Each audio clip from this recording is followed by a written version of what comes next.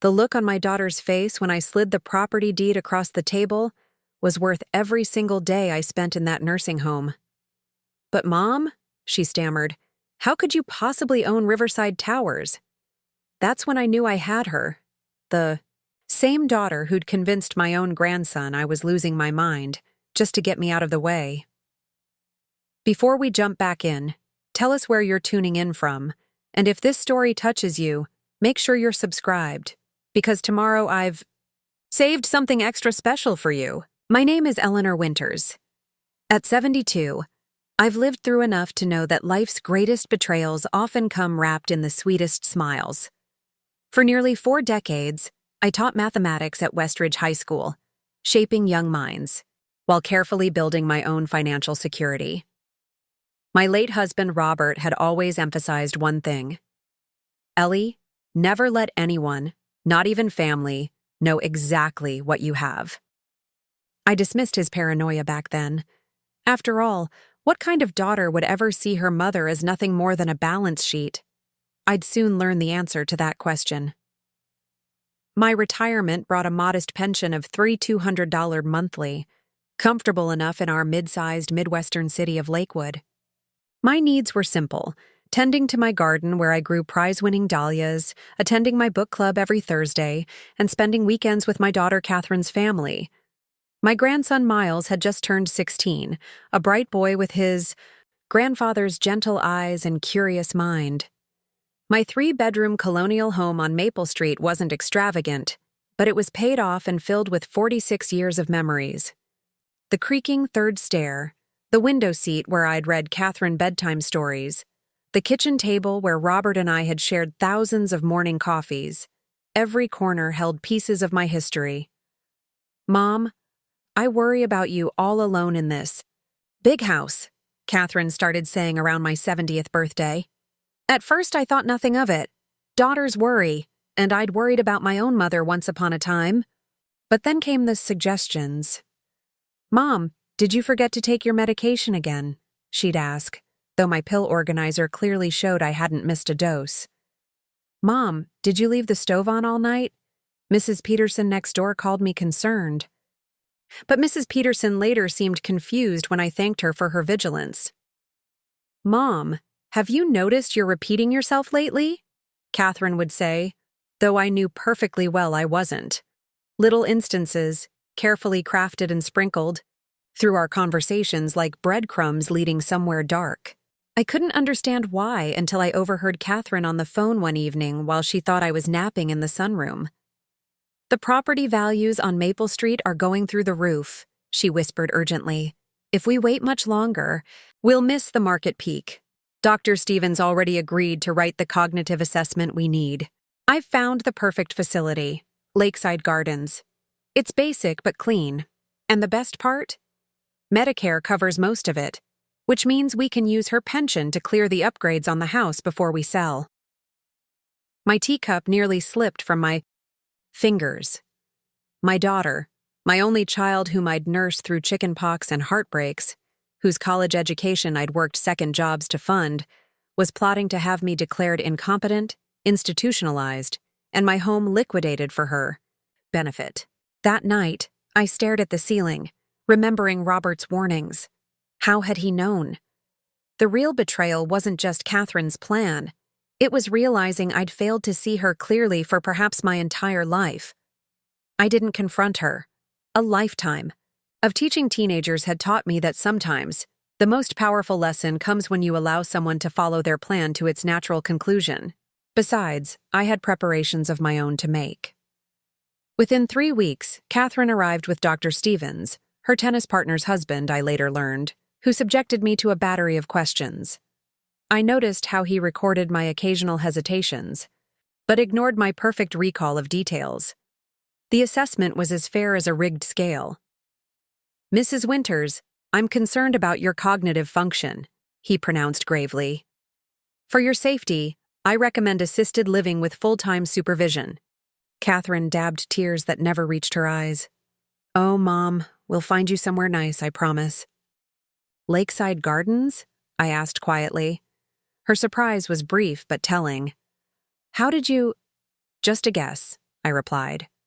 You've always liked lakeside views. 2 days later, Catherine and her husband Paul helped me pack just the essentials. Family photos were deemed too fragile for my new accommodations. My jewelry box, containing my mother's pearls and Robert's watch, was safer in Catherine's keeping. Even my gardening books were unnecessary clutter. I watched them dismantle my life with surgical precision, taking only what I had carefully planned to bring. The movers Catherine hired were efficient, transforming 46 years into 4 cardboard boxes in under 3 hours. Lakeside Gardens was nothing like its brochure. The lakeside view was of a stagnant retention pond, green with algae. The gardens consisted of a few withered petunias in concrete planters. My private suite was a 180-square-foot room with institutional beige walls, shared with a roommate who shouted at shadows. It's just temporary, Mom, Catherine promised, not quite meeting my eyes. Just until we get the house ready to sell. Then we'll find somewhere nicer. I smiled, patted her hand, and said what she needed to hear. I understand, dear. You know what's best. As Catherine and Paul hurried away, I sat on the edge of the narrow bed and pulled out the one thing I'd insisted on bringing, my battered leather planner. Inside, where Catherine had never bothered to look, was a safety deposit box key and a business card for Morello and Associates, attorneys at law. When the door closed behind my daughter, I didn't cry. Instead, I opened the planner to the notes section and added another tally mark under days until revelation 90. The nursing home routine was designed to infantilize. Wake-up calls at 5:30 a.m. Medications distributed whether needed or not. Meals that tasted of nothing served on plastic trays. Activities consisting of bingo and creating pipe cleaner crafts, as if decades of intellectual capacity had evaporated upon admission. My roommate Gladys alternated between periods of clarity and confusion. During the former, she revealed herself as a retired librarian with a wicked sense of humor. They think we're already dead, she whispered one night. That's why they don't. Bother making the food taste like anything. I found allies in unexpected places. Nurse Tamika slipped me real coffee from the staff lounge. Orderly James sneaked in crossword puzzle books when he saw me solving the facility's puzzles in minutes. Janitor Luis had a cell phone I could borrow during his breaks to make private calls. Catherine visited every Sunday for exactly 55 minutes, leaving promptly before the cafeteria began serving dinner. She brought updates on the house. The renovations are coming along beautifully. Miles, he's so busy with sports he barely notices you're gone. And my former garden. We had to remove those old dahlias, but the new landscaping looks much more modern. Each visit, she'd bring a document requiring my signature. Medical releases, insurance forms, permission to access accounts. I signed them all with the docile compliance she expected, watching her tuck them away with poorly concealed triumph. How long until the house is sold? I asked on her 8th visit. Oh, the market's a bit slower than expected, she hedged. But we've got an interested buyer. Another few weeks, maybe. What Catherine didn't know, what she'd never bothered to discover, was that every Tuesday for the past 20 years, I'd taken the bus downtown claiming to attend my book club.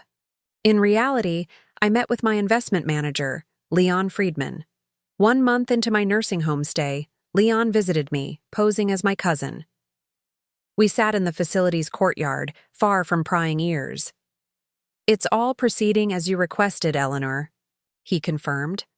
The Riverside Towers acquisition completed last month through the Shell Corporation. Your daughter's mortgage has been transferred to our holding company. And she has no idea? None. The notification letters will go out exactly when you specified. I nodded, feeling a strange mixture of satisfaction and heartbreak. Preparing and narrating this story took us a lot of time, so if you are enjoying it, subscribe to our channel. It means a lot to us. Now back to the story. And the other arrangements? Your new apartment at the Monarch is ready whenever you are. The trust for Miles's education is ironclad. Catherine cannot touch it even if she discovers its existence. I watched a pair of sparrows building, a nest in the courtyard's single scraggly tree. Even here, life continued, adapted, found purpose. 90 days, I said softly. Not a day sooner or later. Leon nodded, understanding the weight of my decision. 90 days gives them enough. Rope. That evening, as I helped Gladys arrange her collection of plastic fruit, her prized possessions, she studied my face with surprising lucidity. "You're planning something," she declared. "I can tell. You don't have the same dead eyes as the rest of us," I smiled. "Let's just say I believe in delayed consequences." "Good," she cackled. "Nothing better than a well-executed revenge. Can I watch when it happens?" "Front row seat," I promised. Days at Lakeside Gardens blurred together by design. The monotony was a form of control, without variation, without stimulation. The mind gradually surrenders to apathy. I fought against it by creating secret routines. I solved differential equations in my head during morning medications. I composed poetry during afternoon crafts. I mentally redesigned gardens during the blaring evening television programs. Catherine's visits became less frequent, every other Sunday, then once a month. Her excuses grew more elaborate. Miles had tournaments, Paul had work commitments, the house renovations required supervision. On her 5th month of absence, she arrived with a thick envelope. "Just some final paperwork for the house sale," she explained. "The buyers are eager to close." I noticed she wore new diamond earrings and had the polished look of someone who'd recently visited an expensive spa. My pension checks, which should have been accumulating for my care beyond what Medicare covered, had clearly found another purpose. "All these forms," I sighed, playing my role. "What exactly am I signing?" "Just standard closing documents, Mom," she said impatiently. "The buyers need confirmation you're transferring all rights to the property." I pretended to squint at the papers. "My eyes aren't what they used to be. Could you summarize each one before I sign?" Catherine's irritation flashed briefly before her practiced smile returned. "Of course, Mom. This first one is just acknowledging the sale price of $450,000. The house was worth at least $650,000 in the current market. I wondered if the difference was disappearing into my daughter's pocket, or if she'd found a buyer who would flip the property immediately. I signed every document with careful penmanship, nothing like the shaky hand Catherine had come to expect. She was too focused on the signatures to notice. "When will I see my portion of the sale?" I asked innocently. Catherine's smile tightened. "Well, Mom, after paying off the remaining mortgage, the home equity loan we took for your medical expenses, and setting aside funds for your continued care here, there isn't much left. But don't worry, we're managing everything." There was no remaining mortgage. I'd paid it off 10 years ago. There were no medical expenses beyond what my insurance covered. These were convenient fictions. "I understand," I said, patting her hand. "You know best." As she gathered the signed documents, I asked, "How are things at the new apartment? Riverside Towers, right?" Miles mentioned it when he called. Miles hadn't called. He hadn't been permitted to. Catherine froze momentarily. "It's wonderful. The perfect location, and the investment potential is excellent." "Smart move," I nodded. "Property is always a good investment." She left with promises to visit again soon, promises we both knew were empty. That night, I updated my planner. Days until Revelation 5. The final pieces fell into place with precision that would have made Robert proud. Leon confirmed that Catherine and Paul had closed on my house, depositing the full amount into their personal accounts rather than any trust for my care. They had also missed their first mortgage payment on their luxury apartment at Riverside Towers, sending a letter contesting the new ownership notification as obviously fraudulent. Gladys helped me dress for my departure day. Despite her periodic confusion, Her fingers were steady as she fastened my pearl necklace. Not the costume one Catherine had left me, but my real pearls that Nurse Tamika had retrieved from my safety deposit box. "You look like you again," Gladys declared, stepping back to admire the transformation. Gone was the shapeless facility-issued sweatsuit. In its place, a tailored navy dress, low heels, and a light application of makeup. My white hair, usually, left uncombed by the rushed aides, was neatly styled. I looked like what I was, a retired professional, not an institutional afterthought.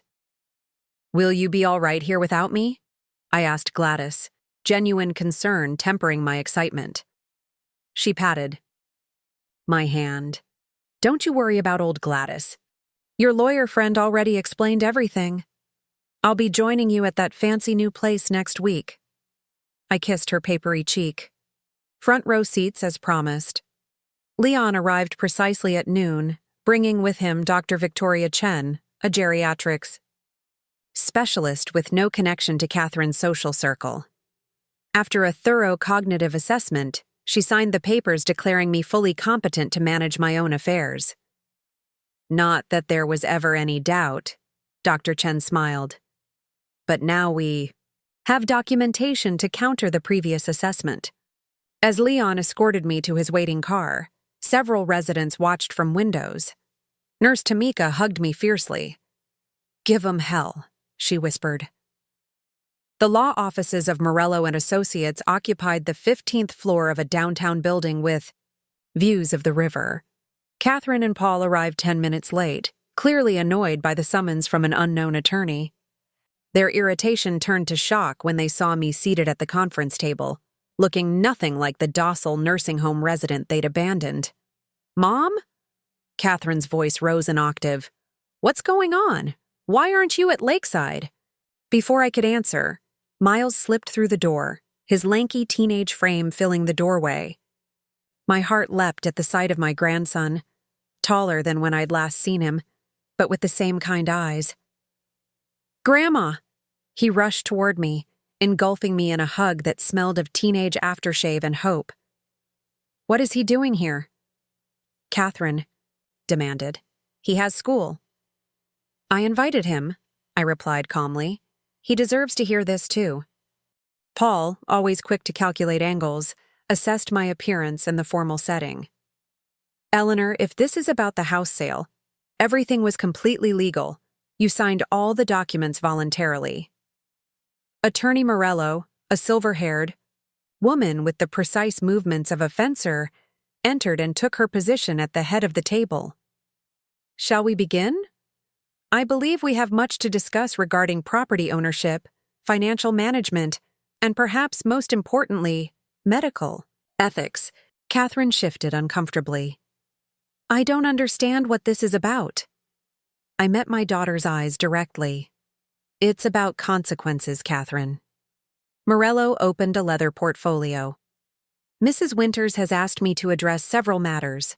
First, the sale of the property at 1542 Maple Street.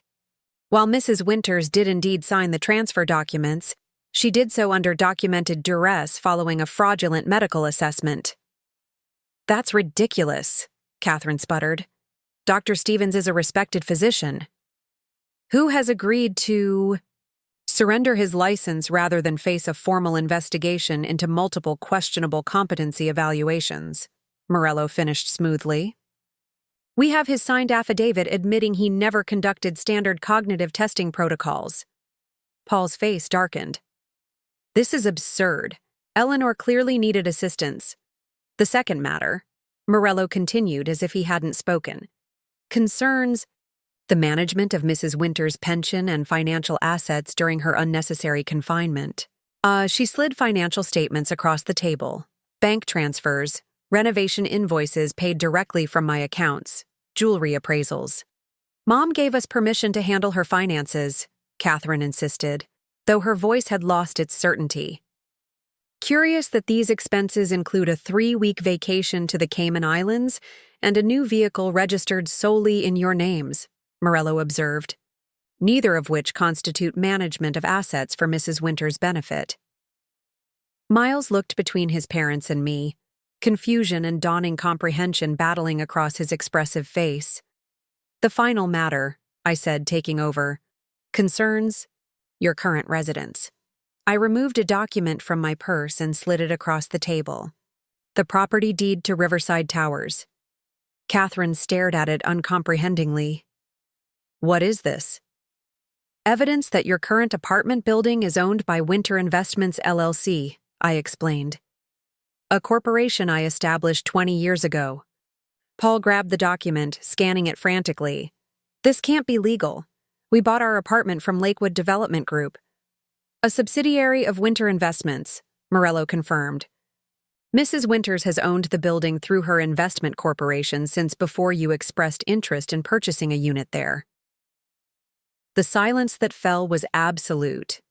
Catherine's carefully constructed reality was collapsing in real time, her face cycling through disbelief, anger, and fear. "You've missed your first 2 mortgage payments," I continued quietly. "Technically, I could begin eviction proceedings immediately." "You wouldn't," Catherine whispered. "We're family." "Family," I repeated, tasting the word. "Is family someone who falsifies medical reports to gain control of assets? Who isolates an elderly parent in a substandard facility while liquidating her possessions? Who lies to her son about his grandmother's mental state to prevent him from visiting?" Miles turned to his mother, shock evident. "You told me Grandma didn't recognize me anymore, that it would upset her if I visited." Catherine couldn't meet his eyes. "I was trying to protect you from seeing her decline." "There was no decline," I said firmly. "Only your convenient fiction." Paul, ever pragmatic, leaned forward. "What do you want, Eleanor? To punish us? Take our home? Turn Miles against us? Just tell us what will make this go away." I studied my son-in-law's face, handsome in a conventional way, but with a coldness I'd always attributed to shyness rather than calculation. How blind I'd been. "I don't want punishment," I said finally.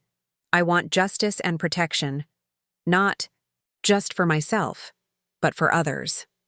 I outlined my terms clearly. The house sale would be reversed with all proceeds returned. Catherine and Paul would keep their apartment, but under new mortgage terms that included hefty contributions to an elder care monitoring program I was establishing with Morello's help.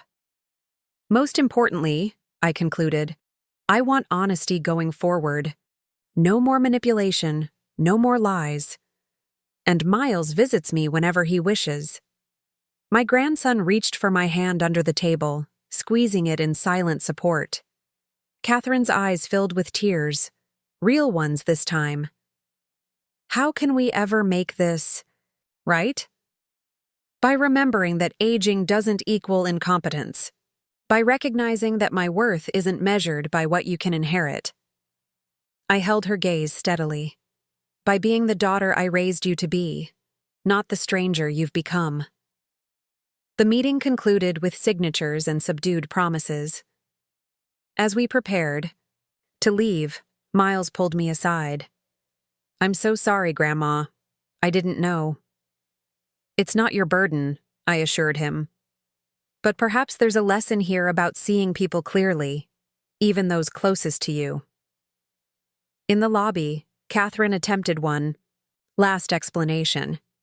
"We were worried about you, Mom. It started with good intentions." I studied my daughter's face, the same face I'd watched grow from infancy to womanhood. Perhaps, but good intentions pave notorious roads. Leon was waiting with the car to take me to my new apartment at the Monarch, a senior living community that respected its residents' independence and dignity. As we pulled away, I caught a final glimpse of Catherine standing on the sidewalk, looking lost. "Are you all right?" Leon asked gently. "No," I admitted, "but I will be." 2 months later, my apartment at the Monarch blooms with transplanted dahlias rescued from my old garden. Gladys thrives in the apartment across the hall, her periods of confusion diminished in an environment that stimulates rather than sedates. We host a weekly poker game that has become the social event of the floor. Miles visits every Wednesday after school. Sometimes Catherine comes with him. Our relationship is fragile, rebuilding slowly on foundations of truth rather than convenience. Some days I see glimmers of the daughter I thought I knew. Other days, the stranger who calculated my worth in square footage and pension dollars. I've established the Winters Advocacy Fund with the proceeds from my investments, providing legal support to seniors facing exploitation. Nurse Tamika now works for the foundation, conducting site visits to facilities throughout the state. Yesterday, I received a letter from Catherine, not an email or text, but a handwritten letter on proper stationery. In it, she attempted to explain her actions, the financial pressures, the societal expectations, but ultimately took responsibility without excuses. The final paragraph read, "I don't expect forgiveness, Mom. Some betrayals cut too deep. But I want you to know I'm trying to become someone worthy of being your daughter again. The lessons you've taught me, both throughout my childhood and in these recent months, are finally taking root. Thank you for not giving up on the possibility that people can change, even when they've given you every reason to believe otherwise." I folded the letter carefully and placed it in my desk drawer. Time would reveal whether her words represented genuine growth or another performance. Either way, I had reclaimed my power and purpose. In my 73rd year, I've learned that the final chapters may be the most surprising, and that sometimes the most powerful position is the one others assume is powerless. My story isn't about revenge, it's about restoration. Not just of assets, but of dignity. Not just of independence, but of truth. Tomorrow, I begin teaching a mathematics class at the community center. Life, after all, is too precious to waste on bitterness when there are still equations to solve and gardens to tend. And if there's one equation I've finally balanced, it's this. Your value never diminishes with age, unless you surrender the calculation to someone else. The first week at Lakeside Gardens nearly broke me. The facility's name was its first deception. There was no lake, just a murky retention pond where geese left their droppings along a muddy perimeter, and the gardens consisted of a few neglected shrubs that hadn't been pruned in years. The building itself had once been a small community hospital in the 1970s, hastily converted to an elder care facility when the new medical center opened across town.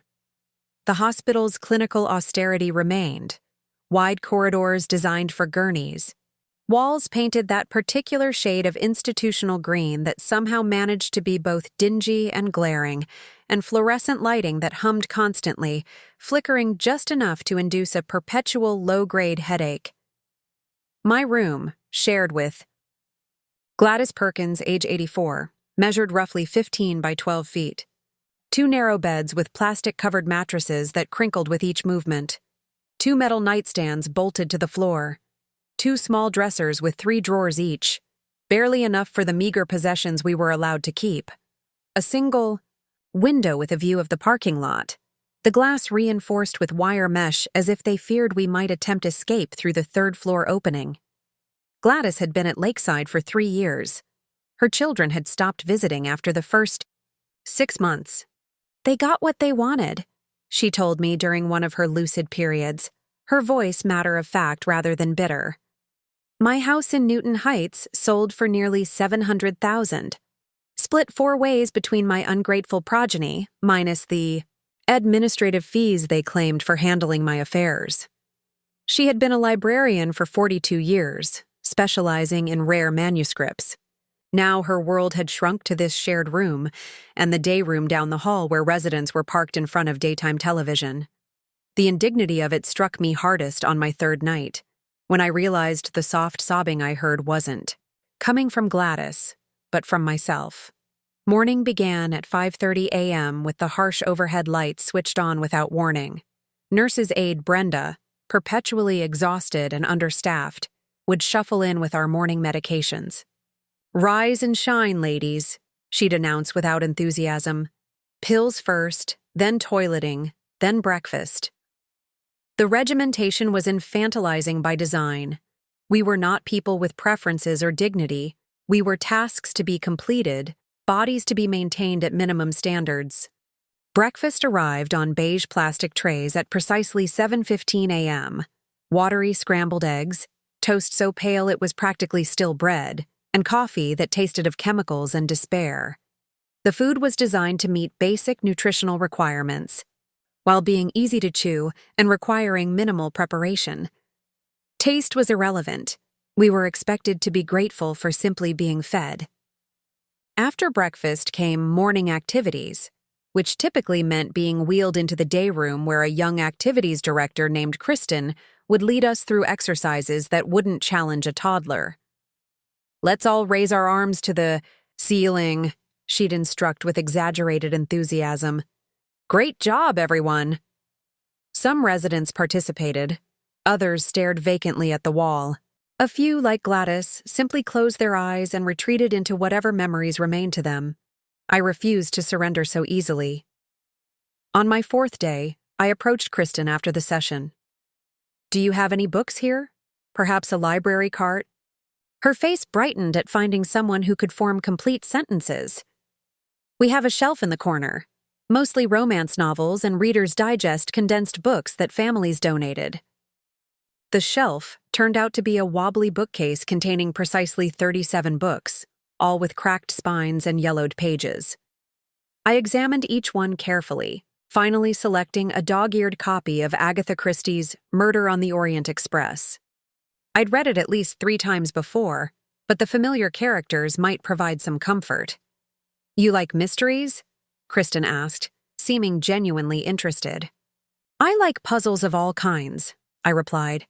"In fact, I used to teach advanced mathematics. Do you have any puzzle books? Crosswords, perhaps? Or Sudoku?" The next day, Kristen brought me a book of logic puzzles she'd purchased with her own money. It wasn't much, but that small act of recognition, of seeing me as a thinking person rather than just another body to be managed, became my first ally in this sterile wasteland. My second ally arrived unexpectedly in the form of Nurse Tamika Johnson. Unlike many of the staff who moved through their tasks with mechanical efficiency, Tamika took moments to actually see the residents. She noticed when Mrs. Abernathy's arthritis was flaring up before the woman even complained. She remembered that Mr. Gonzalez preferred his water with no ice. And she observed that I was different from most newcomers, watching everything with clear eyes rather than the medicated haze that enveloped many residents. On my 6th day, Tamika came to check my blood pressure during her evening rounds. As she wrapped the cuff around my arm, she leaned closer than necessary and whispered, "You don't belong here." I kept my expression neutral. "Few people would choose to be here." "That's not what I mean." She recorded my blood pressure in the chart. "You're sharp as a tack. No cognitive issues whatsoever. So why did your family dump you here?" The bluntness of her question caught me off guard. Most staff carefully avoided acknowledging the uncomfortable truth that many residents were essentially abandoned by families who found them inconvenient. "My daughter believes I'm experiencing cognitive decline," I replied carefully. Tamika's expression spoke volumes. "And this decline conveniently appeared around the time your assets became attractive?" When I didn't immediately answer, she sighed. "I've seen it too many times. My own grandmother went through something similar. That's why I work here, to look out for people like her, like you."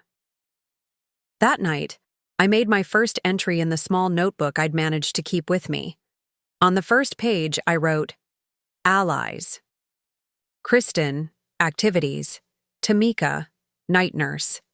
Assets. Mind still sharp. Knowledge of Catherine's plans. Robert's financial lessons. Limitations. Physical environment. Restricted communication. Limited resources." On the next page, I began mapping out my strategy for reclaiming my life and dignity. Catherine visited on Sunday, exactly as she'd promised. She arrived at 11:05 a.m., carrying a small potted plant and wearing an expression of dutiful concern that didn't quite reach her eyes. "Mom," she exclaimed, embracing me briefly. "How are you settling in? Isn't this place nice? I gestured around. The day room with its faded wallpaper and collection of mismatched furniture salvaged from what appeared to be thrift stores and garage sales. It's certainly institutional. Catherine's smile tightened. Well, it's the best we could manage on short notice, and the staff seems very attentive. They're understaffed and overworked, I replied mildly. But they do their best. She placed the potted plant, a small struggling African violet, on the table between us. I brought this to brighten up your room. I didn't mention that plants weren't allowed in resident rooms due to hygiene protocols. Catherine wouldn't know this because she hadn't bothered to read the facility guidelines. The violet would be removed as soon as she left. How's Miles? I asked, missing my grandson fiercely. Busy with finals and baseball practice. You know teenagers. Never home. She waved dismissively. He sends his love. I doubted Miles even knew where I was. The careful way Catherine avoided making eye contact when mentioning him suggested she'd crafted a narrative for him as well. Perhaps that I was on an extended vacation or visiting old friends. And the house? I asked, watching her closely. Any progress on those repairs you mentioned? Oh, yes. Her eyes lit up with genuine enthusiasm for the first time.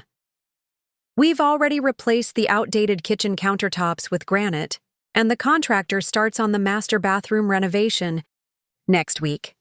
The realtor thinks we could list by the end of the month. I nodded thoughtfully. Sounds expensive. I hope my pension is covering all this. Catherine's smile faltered briefly. Don't worry about any of that, Mom. We're handling everything.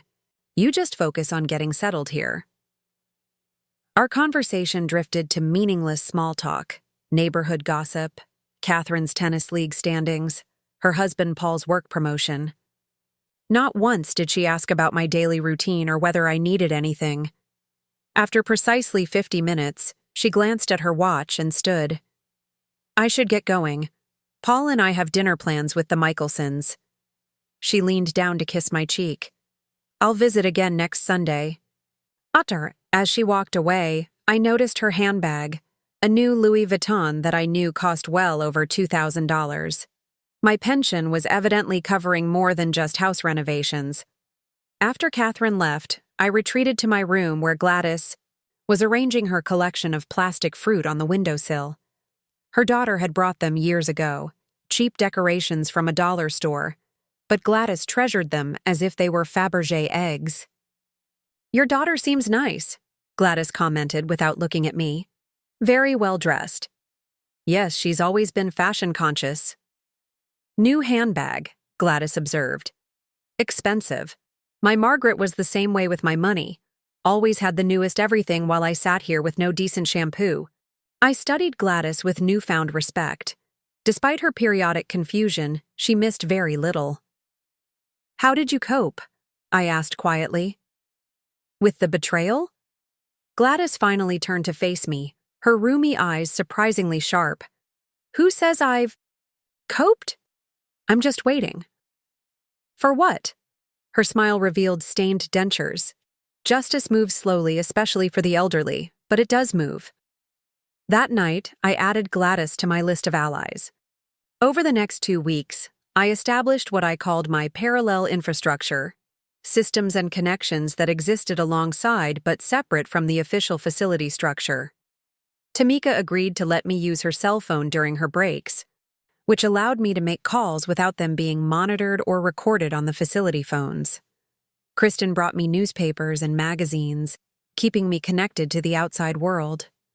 Luis, the janitor who cleaned our wing on Tuesdays and Thursdays, agreed to mail letters for me without logging them in the facility's outgoing mail register. Using these resources, I made my first contact with Leon Friedman, my financial advisor of 20 years.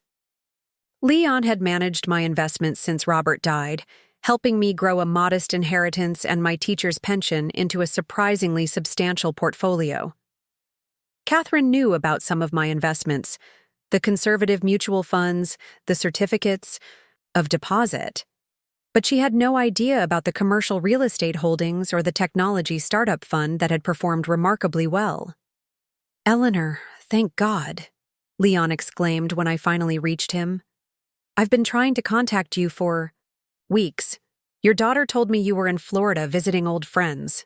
"I'm not in Florida, Leon," I replied calmly.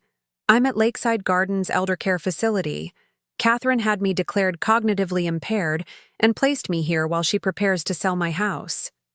The silence that followed was heavy with shock and outrage.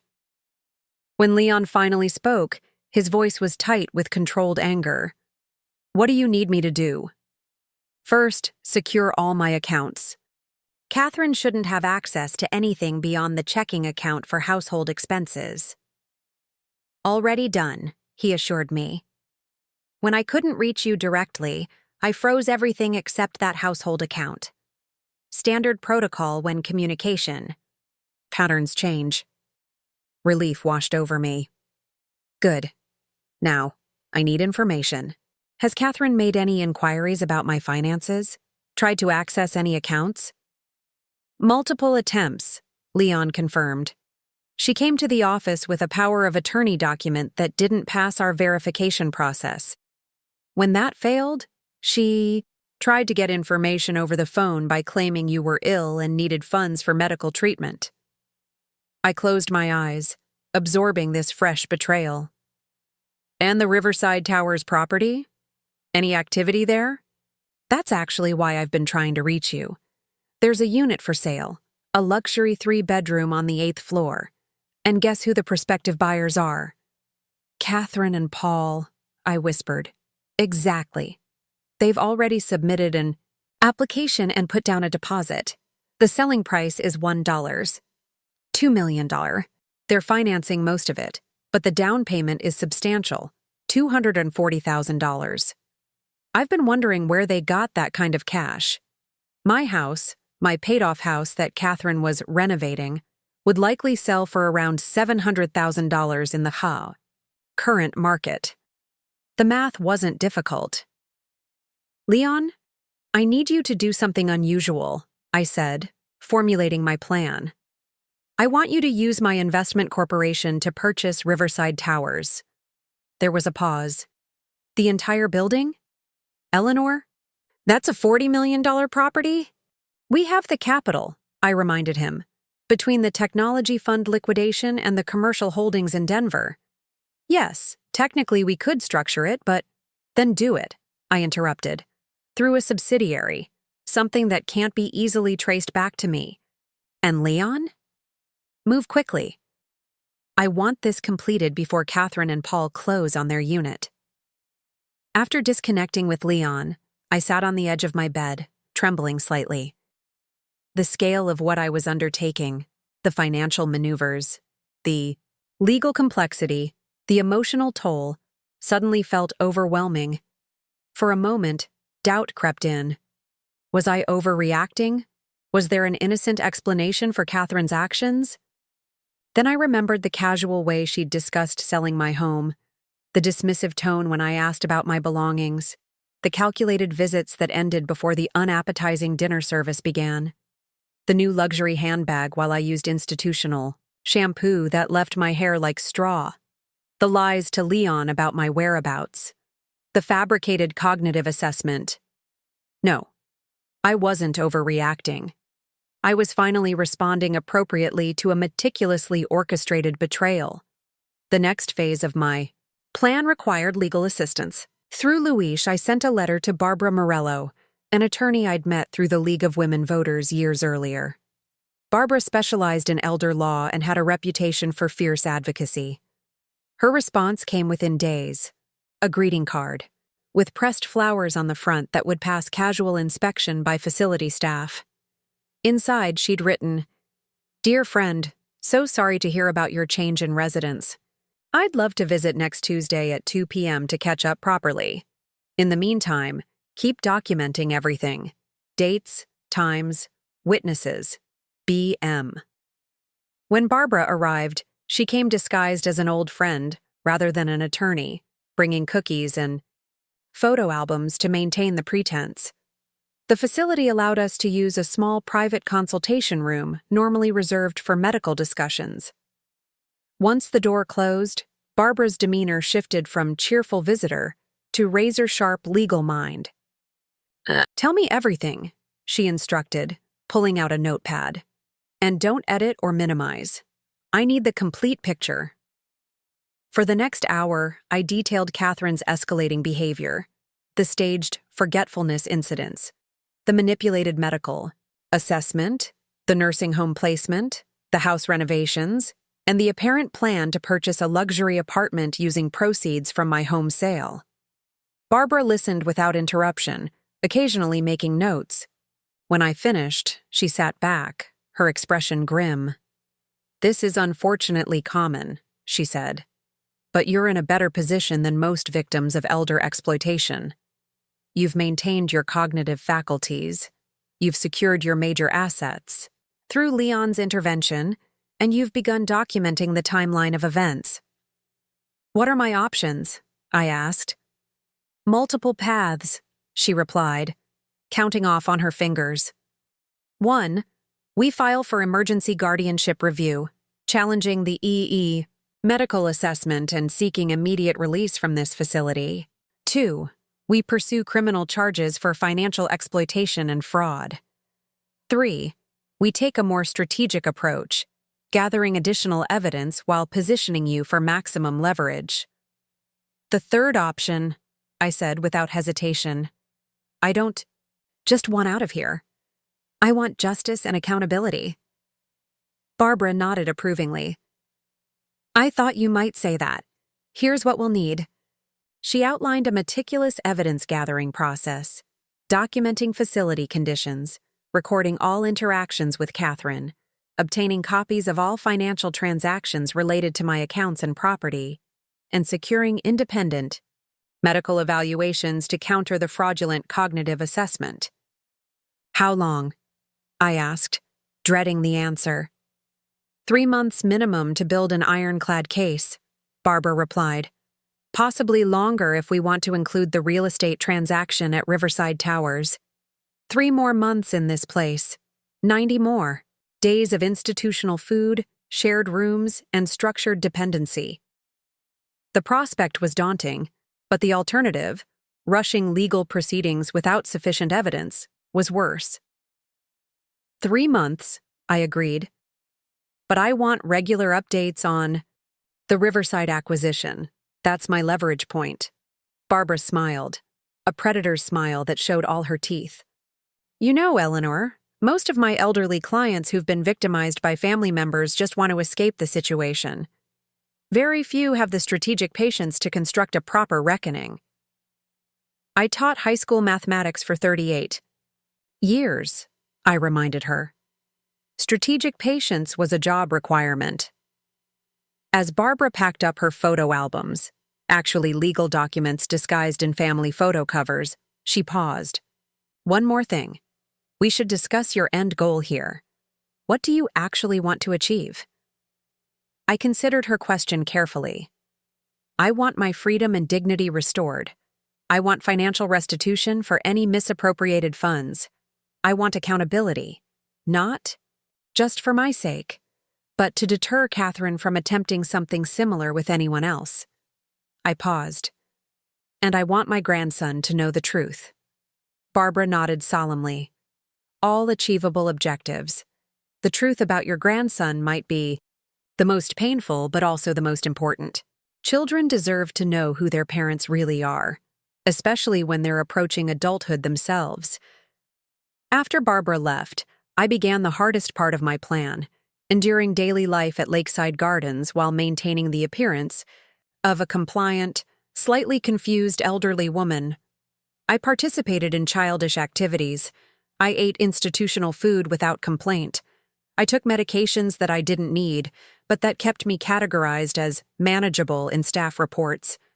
All the while, I documented everything.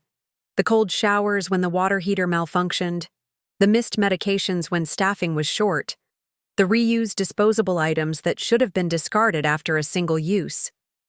The residents left sitting in soiled clothing because no one responded to their call buttons. my small notebook filled with observations, dates, times. Tamika and Luis became my primary sources of information about facility operations and staff conversations. Kristen unwittingly provided details about budget cuts and administrative decisions that prioritized profit over resident welfare. Catherine's visits became less frequent. 2 Sundays passed without her appearance. When she finally came in mid-June, she brought a stack of documents requiring my signature. "Just some routine insurance updates," she explained vaguely. "And a few things for the house." I made a show of squinting at the papers, my hands trembling slightly as I held them. "These are hard to read with my old eyes. Could you summarize what I'm signing?" Catherine sighed impatiently. "Mom, it's just standard paperwork. Trust me, it's all in your best interest." "Of course, dear," I murmured, signing each document with a slightly shaky version of my signature. "I've always trusted you to handle these things."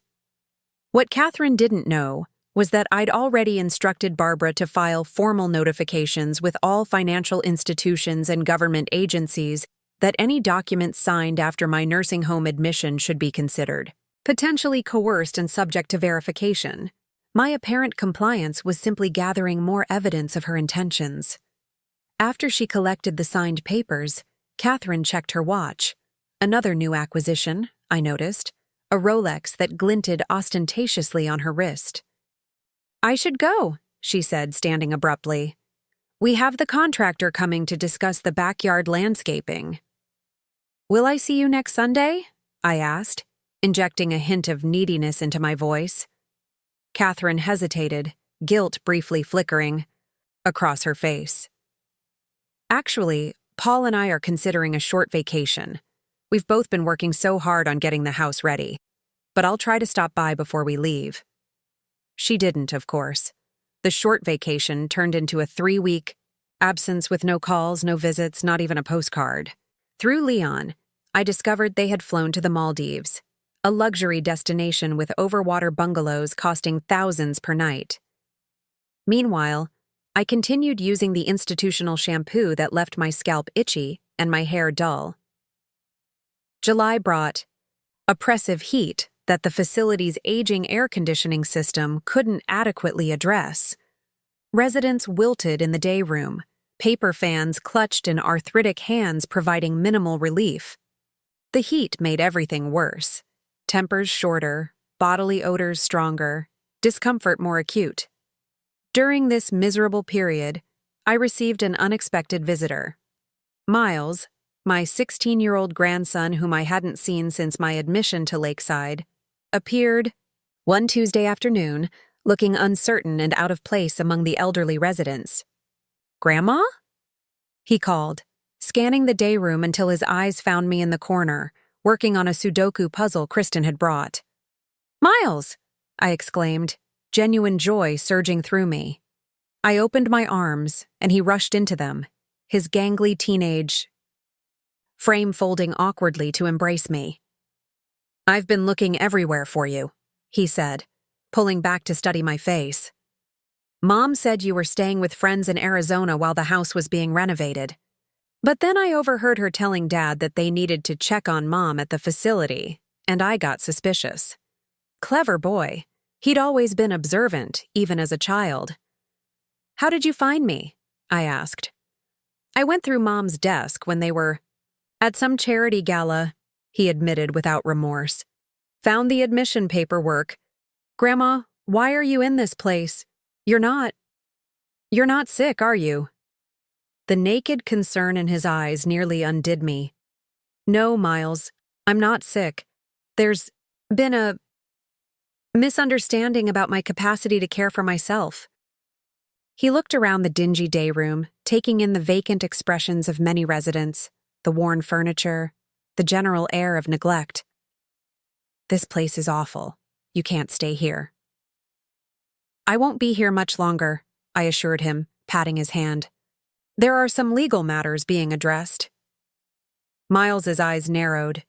He'd inherited his grandfather's analytical mind and my tenacity. "Mom and Dad are lying about something, aren't they? This is about money." Rather than confirm his suspicions directly, I asked, "Have there been changes at home? New purchases? Travel?" He nodded slowly. "Mom's buying designer everything lately. Dad got a new car. They're talking about the new apartment at Riverside all the time, how exclusive it is, how it's a great investment." But something felt off. "They get weird whenever I ask about you or the house." I chose my words carefully. "Miles, there's a situation that's being resolved. I can't explain everything now, but I promise you'll understand soon. In the meantime, I need you to do something important for me." "Anything," he replied without hesitation. "Visit me, but don't tell your parents you're coming here. It's not that I want you to lie, but—" I hesitated, reluctant to place him in the middle of this painful conflict. "But they wouldn't want me to know you're here," he finished grimly. "Don't worry, Grandma. I've gotten pretty good at managing my own schedule. They barely notice where I am most days anyway." The bitterness in his voice revealed another casualty of Catherine and Paul's materialistic focus, their relationship with their son. Miles stayed for nearly 2 hours, filling me in on his life, his summer job at the community pool, his plans for college applications next year. When he finally had to leave to make it home before his parents, he promised to return the following week. True to his word, Miles began visiting regularly, always careful to time his appearances when Catherine would be occupied elsewhere. These visits became bright spots in the otherwise grim routine of Lakeside Gardens, and they provided an unexpected benefit to my plans. Miles, it turned out, was remarkably resourceful. "I brought something for you," he announced during his third visit, slipping a slim object from his backpack. A burner phone, totally untraceable, paid for with cash. I turned the basic flip phone over in my hands. "Where did you get this?" "Best Buy," he shrugged. "It's not even illegal, Grandma. Just practical. Now you can call me, or anyone, without—" Going through the facility phones. The phone became another crucial tool in my parallel infrastructure. With it, I could communicate directly with Leon and Barbara, receiving updates and providing instructions without relying on Tamika's limited break times. By late July, Leon confirmed that the acquisition of Riverside Towers was proceeding smoothly, conducted through a series of shell companies that obscured my involvement. The final closing was scheduled for mid-August, likely before Catherine and Paul would complete their purchase of the luxury unit. Barbara's work was similarly progressing. She had assembled medical experts who reviewed the fraudulent cognitive assessment and prepared statements condemning both the methodology and conclusions. She had documented financial transactions showing a clear pattern of asset misappropriation. She had even obtained statements from facility staff, including Tamika, regarding the inadequate care standards and Catherine's infrequent visits. "We're building an airtight case," Barbara assured me during one of our coded phone conversations. "By September, we'll be ready to move." September. 6 more weeks in this place. The thought was daunting, but I had endured worse challenges. And with Miles's regular visits, Tamika's ongoing support, and the quiet satisfaction of knowing my plan was unfolding exactly as intended, I found enough strength to continue the performance. Catherine finally reappeared in early August, tanned from her Maldives vacation and wearing yet another new outfit. She brought a small potted plant, identical to the one from her first visit, apparently not realizing or caring that the original had been removed from my room. "Mom, you're looking—" As she paused, struggling to find a plausible compliment. "Comfortable." I smiled benignly. "The staff takes good care of me." "That's wonderful to hear." She glanced around the day room with barely concealed distaste. "I have exciting news. The house renovations are complete, and we've already had several interested buyers tour the property. The realtor thinks we'll have multiple offers by next week." "How wonderful," I murmured. "And will some of the proceeds be used to move me to a nicer facility?" Catherine's smile faltered slightly. "Well, there are a lot of expenses to cover first. The renovations cost more than expected, and there's the matter of your ongoing care here. But yes, eventually we might consider other options. The calculated vagueness told me everything. There were no plans to improve my situation. The house proceeds were already mentally allocated elsewhere, likely to furnishing their luxury apartment at Riverside Towers. I understand, I said quietly. Money is always complicated. Exactly, Catherine agreed, relieved that I wasn't pressing the issue. Speaking of which, I brought a few more documents that need your signature. Just some updates to your investment accounts. She produced a folder containing several official-looking papers. As I had during her previous visit, I made a show of struggling to read them, my hands shaking slightly. This print is so small, I complained mildly. What am I signing, exactly? Just standard updates, Catherine replied, the same evasive explanation as before. The financial advisors recommended these changes for tax purposes. I signed where indicated, maintaining my facade of compliant confusion. Later, I would photograph each document with the burner phone Miles had provided and send the images to Barbara, adding to our growing evidence file. As Catherine prepared to leave, she hesitated, a flicker of genuine emotion crossing her face. Mom, are you really doing okay here? You seem different. For a moment, I was tempted to break character, to confront her with the truth, to demand explanations for her betrayal.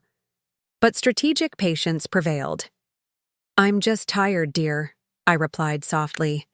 At my age, adaptation takes longer. She nodded, seemingly satisfied with this explanation. I'll try to visit again soon. We're just so busy with the house sale and the new apartment. You understand? Of course, I murmured. Family comes first. As I watched her walk away, designer handbag swinging from her arm, I felt an unexpected pang of grief. Not for my current situation, which would soon be rectified, but for the daughter I thought I had raised. The child who had once made me Mother's Day cards with crooked hearts and too much glitter, who had cried in my arms over playground rejections and first heartbreaks. Somewhere along the way, that daughter had disappeared, replaced by this calculating stranger who valued possessions over people. That night, in the quiet darkness of my shared room, I allowed myself a moment of mourning for the relationship that could never be fully restored, even after my inevitable liberation.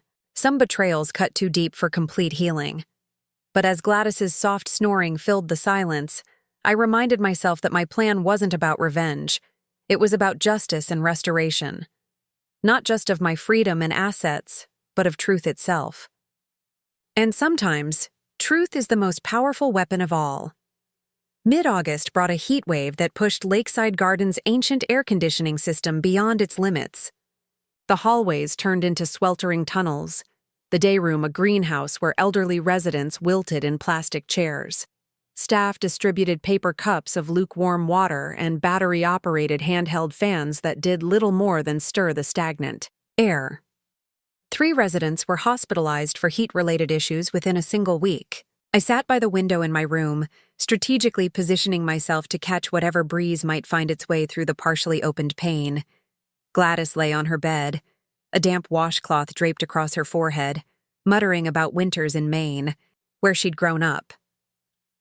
Never should have left Portland, she said to no one in particular. Cold keeps your mind sharp. Heat makes everything fuzzy. Despite the oppressive conditions, I felt a growing sense of anticipation. Leon had called that morning using our secure channel, the burner phone Miles had provided, with news that the Riverside Towers acquisition was complete. Winter Investments LLC now officially owned the building where Catherine and Paul were preparing to purchase their luxury apartment. The management transition will be announced next week, Leon had explained. Tenants will receive formal notification letters, including information about the new ownership structure. And my name won't appear anywhere, I confirmed. Completely. Obscured behind 3 layers of corporate entities, Leon assured me. Even if someone went digging, they'd need a court order to connect you to the property. This milestone energized me despite the heat. I continued my performance as the gradually declining elderly mother, but internally I was counting down days. Barbara had set our timetable. By September 15th, we would make our move, a multi-pronged legal and financial revelation that would liberate me from Lakeside Gardens and hold Catherine accountable for her exploitation. Tamika entered, bringing my evening medications.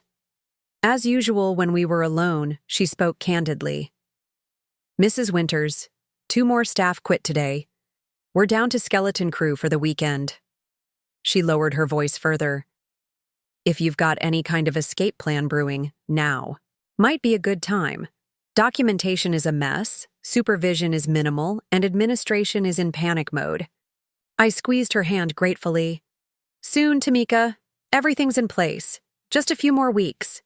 She nodded, understanding the need for patience. "Fine, but take these." She slipped me a small paper bag containing individually wrapped protein, bars, and a bottle of electrolyte drink. The kitchen staff is stretched so thin that dinner might be sandwiches again. 3rd time this week.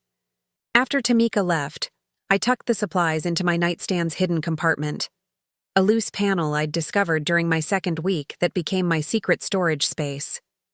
It currently held the burner phone, Barbara's business card, a small notebook documenting daily events, and a collection of protein bars that served as my emergency food reserve. Gladys stirred on her bed.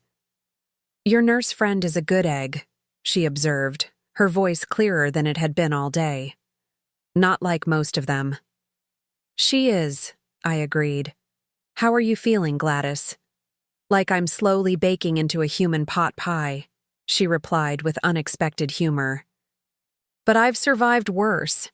Did I ever tell you about the blizzard of '78? Trapped in the library for 3 days with nothing but canned soup and Dickens novels." I smiled, grateful for Gladys's occasional lucidity. These moments of genuine connection helped preserve my sanity in an environment designed to erode it. The facility phone rang at the nurse's station, a jarring sound that echoed down the hallway. A minute later, an aide appeared at our door. "Mrs. Winters, call for you." This was unusual. My designated call time was Tuesday afternoons, and Catherine had never called outside her sporadic visits. I followed the aide to the nurse's station, where she handed me the receiver and busied herself with paperwork, remaining within earshot as per facility protocol. "Eleanor Winters speaking," I said formally. "Grandma, it's me." Miles's voice was tight with urgency. "Something's happening with Mom and Dad. They're freaking out about Riverside." My pulse quickened. "What do you mean, dear?" "They got some letter today. Dad's been on the phone for hours, yelling at people. Mom's crying. I heard them talking about new owners and contract reviews and something about financing being jeopardized." So it had begun. The notification that Riverside Towers was under new management. The timing was perfect. Catherine and Paul were likely in the final stages of their purchasing process.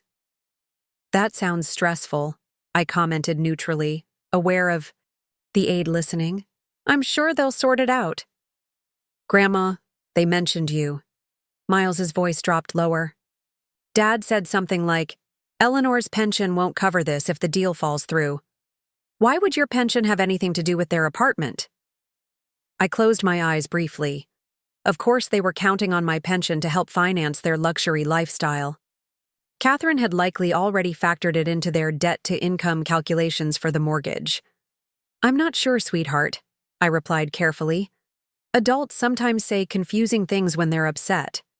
"I don't like it," Miles insisted. "Something feels really wrong. Dad's been looking through financial papers all evening, and Mom keeps saying they're ruined." "Miles, listen to me," I said, injecting calm authority into my tone. "Whatever's happening, it's not your responsibility to fix. Adult problems require adult solutions." "But, no buts. Focus on your summer job and your college applications."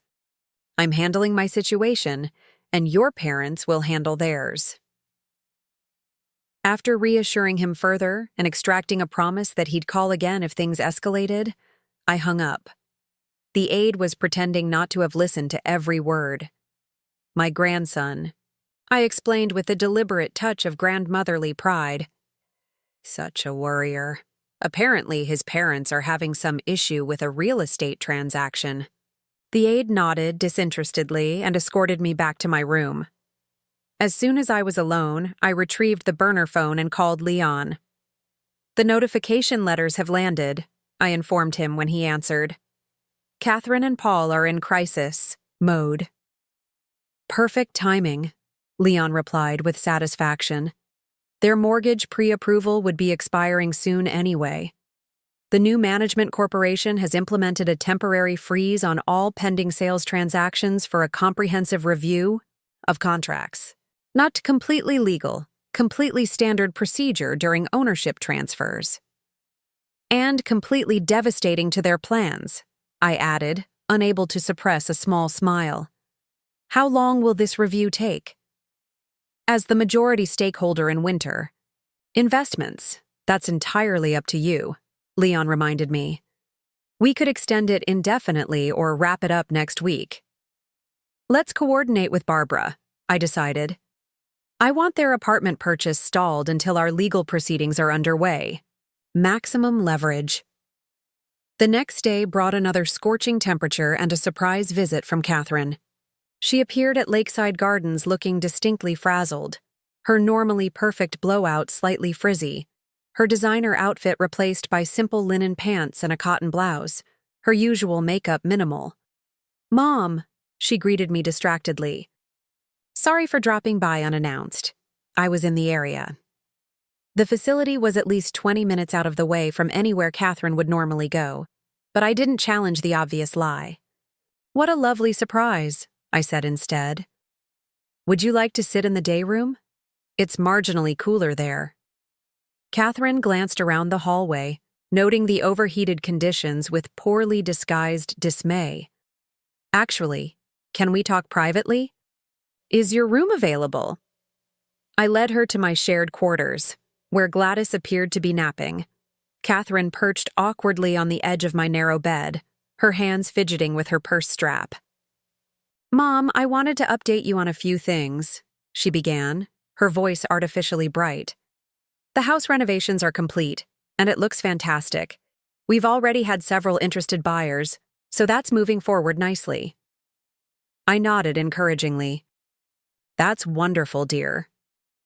"The thing is," she continued, her smile straining, "there's been a slight complication with our new apartment. Just a temporary setback with the paperwork. Nothing serious." "I'm sorry to hear that," I replied, watching her carefully. "What kind of complication?" Catherine waved dismissively. "Just some corporate bureaucracy. The building was apparently sold to a new management company, and they're reviewing all pending purchases. It's causing delays with our closing timeline." "That sounds frustrating." "It is, especially since we'd already arranged the financing." Her fingers twisted more frantically with her purse strap. "Which brings me to why I'm here. We might need a little temporary help with cash flow, just until everything gets sorted out." And there it was. The real purpose of her unexpected visit. "What kind of help?" I asked, maintaining my facade of mild confusion. "Well, your pension has been accumulating while you've been here," she explained, her tone shifting to the slow, overly patient cadence people often use with children or those they perceive as cognitively impaired. "Medicare covers most of your expenses at Lakeside, so there's quite a bit saved up. We were thinking we could use those funds as a bridge loan, just until the house sells." I blinked at her, deliberately taking longer than necessary to process her request. "You want to borrow my pension money?" "Not borrow exactly," Catherine hedged. "More like reallocate. Since we're managing your finances anyway, it makes sense to use those resources where they're needed most urgently." The audacity was breathtaking. She wasn't even pretending this was for my benefit anymore. "I see," I said slowly. And how much are we talking about? Around 60,000, she replied, watching my reaction carefully. Maybe a bit more depending on how long the Riverside situation takes to resolve. $60,000, nearly 2 years of my pension payments. Money that should have been accumulating for my care, for my needs, for my future. Instead, Catherine saw it as a convenient solution to their luxury apartment financing gap. I considered my options carefully. Refusing outright might alert her that I wasn't as compliant or confused as she believed.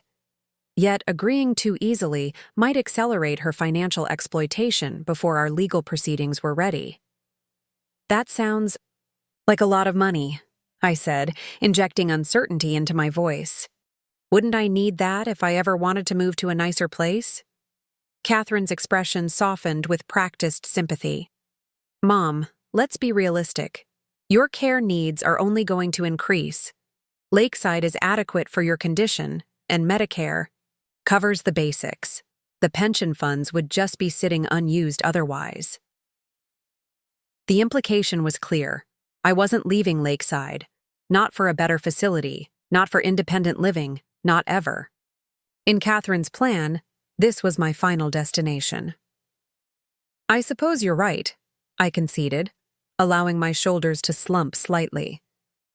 You've always been good with money. Your father would be proud.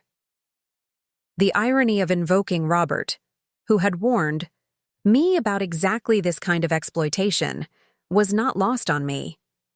Catherine, however, visibly relaxed at my apparent capitulation. Exactly, she agreed eagerly. Dad always said it was important to make smart financial decisions. I've brought the forms authorizing the transfer. We just need your signature. From her purse, she produced a small stack of documents, far more comprehensive than necessary for a simple pension fund transfer. I put on my reading glasses and deliberately flipped through the pages with trembling fingers. There are so many pages, I observed, my voice quavering slightly. I'm not sure I understand all this legal language. It's just standard paperwork, Catherine assured me, pointing to the signature lines helpfully highlighted in yellow. Nothing to worry about. The financial advisor requires these forms to move funds between accounts.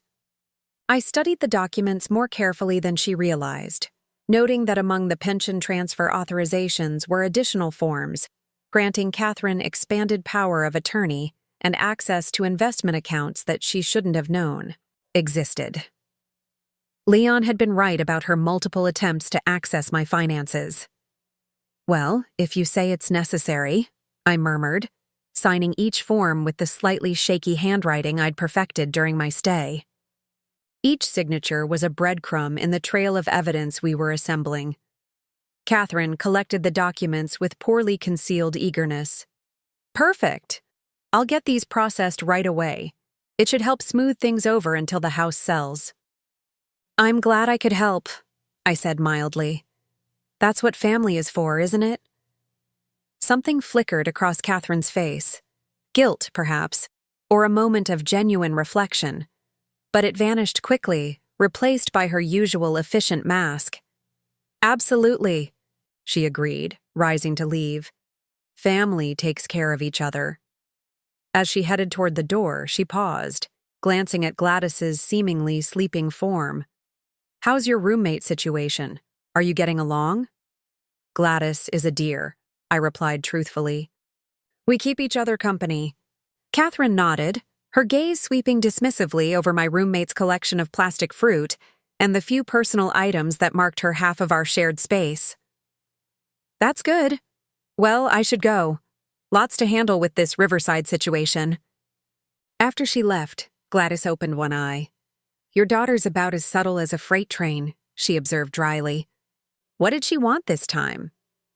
Just my pension, I replied. $60,000 of it. Gladys snorted. Amateur. My Margaret took twice that much before I caught on. Said she was investing it in a restaurant venture. Turned out the restaurant was a sandals resort in Jamaica, for her and her husband only. I shook my head, still processing Catherine's brazenness. "Did you ever confront Margaret about it?" "No point," Gladys sighed. "By the time I figured it out, the money was gone, and so was any chance of getting justice. The police said it was a family matter since I'd signed the forms. The bank said the same. That's why I ended up here. Nothing left for in-home care or a better facility." Her story reinforced my determination. I wouldn't end up like Gladys, betrayed, depleted, and abandoned in a substandard facility. The difference was that I had caught on before Catherine had completely drained my resources, and I had allies who could help me fight back. That evening, I called Barbara to update her on Catherine's latest maneuver. The attorney was unsurprised, but concerned about the timing. "This accelerates our timeline," she noted. "Once she submits those transfer forms, Leon will delay processing them as long as possible, but eventually she'll realize something's wrong. We need to be ready to move when that happens." "How soon can we proceed?" I asked. "I can have the emergency guardianship hearing scheduled within 10 days, Barbara replied. "The evidence is solid. Dr. Chen's independent assessment clearly contradicts the initial diagnosis of cognitive impairment, and we have documentation of financial exploitation. The judge I'm targeting for the case has a strong record on elder protection issues. And the Riverside situation. Perfect leverage. Once Catherine and Paul discover who actually owns the building, they'll realize they're negotiating with the very person they've been exploiting. It creates an elegant symmetry to the case." We agreed to accelerate our timetable, aiming to file legal proceedings within the week. Barbara would arrange for Dr. Chen to conduct a formal capacity evaluation at Lakeside Gardens, documenting my full cognitive competence. Meanwhile, Leon would continue obstructing Catherine's attempts to access my pension and investment accounts. The next few days passed in a strange state of suspended animation. Outwardly, I maintained my role as just another declining resident of Lakeside Gardens. I attended craft sessions where we made paper flowers from tissue paper. I ate the increasingly sparse meals without complaint. I exchanged pleasantries with staff who barely had time to remember residents' names. Inwardly, I was preparing for liberation. I sorted through the few possessions I had at the facility, determining what to take and what to leave behind. I created a list of people to contact once I was free: old friends from the teaching days, colleagues from volunteer work, neighbors who had probably wondered about my sudden disappearance. I also prepared myself emotionally for the confrontation to come. Catherine's betrayal had cut deeply, but I couldn't allow anger to cloud my judgment or distract from my primary goals: regaining my freedom, securing my assets, and establishing boundaries that would prevent future exploitation. Miles visited twice that week, bringing updates on the continuing chaos at home. Catherine and Paul were apparently fighting constantly, their financial stress exacerbated by the stalled Riverside purchase and the slower-than-expected interest in my house. "Dad keeps saying they're overextended," Miles reported. "Mom blames him for pushing for the Riverside apartment before the house sold. Neither of them is sleeping much." "And how are you handling all this?" I asked, concerned about the impact on my grandson. He shrugged with teenage nonchalance that didn't quite mask his discomfort. "I'm staying out of their way, spending more time at Jason's house. His parents don't scream at each other over mortgage rates." I squeezed his hand. "This will all be resolved soon, I promise. When it is, I hope you'll remember that adult problems belong to adults. None of this is your responsibility to fix or your fault." Miles nodded, though uncertainty lingered in his eyes. "Will you be coming home? Soon? Back to your house, I mean?" "That's the plan," I assured him. "There are just a few more pieces to put in place." On August 25th, exactly 7 weeks after my admission to Lakeside Gardens, Dr. Victoria Chen arrived for my formal capacity evaluation. Facility administration had been notified of the assessment by Barbara, who cited regulations allowing residents the right to independent medical consultations. They weren't happy about it, but legally couldn't prevent the evaluation. Dr. Chen was a stark contrast to Dr. Stevens, who had conducted the initial fraudulent assessment. Where he had been cursory and dismissive, she was thorough and attentive. She administered standardized cognitive tests, evaluated my functional capacity, and conducted a detailed interview about my daily activities, financial awareness, and decision-making abilities.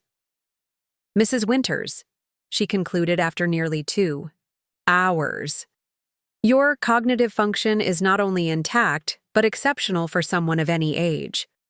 Your memory, executive functioning, and judgment show no significant impairments whatsoever." "Unlike my previous evaluation, I assume," I commented dryly. Dr. Chen's professional composure cracked slightly, revealing genuine indignation. The previous assessment wouldn't pass muster in any reputable geriatric practice. The documentation is incomplete, the testing inadequate, and the conclusions unsupported by any objective measures. Frankly, it borders on malpractice. Her formal report would become a cornerstone of our legal case, directly contradicting the fraudulent evaluation that had been used to justify my placement at Lakeside Gardens. With this critical piece in place, Barbara scheduled our emergency guardianship hearing for September 4th, just 10 days away. The weekend before the hearing brought a development I hadn't anticipated. Catherine appeared at Lakeside Gardens with Paul in tow, his first visit since my admission. They arrived looking grim and determined, requesting a private meeting with me and the facility administrator. We gathered in the small conference room used for care planning meetings.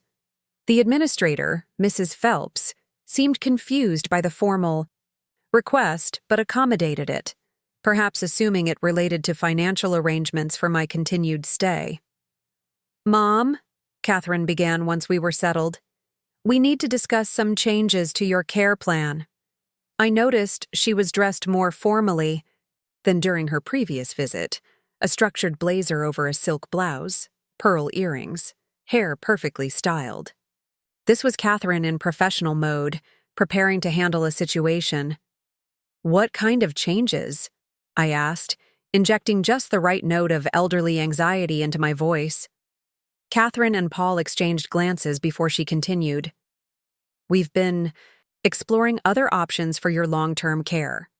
While Lakeside has been adequate for your initial transition, we feel a more specialized memory care unit would better suit your needs moving forward."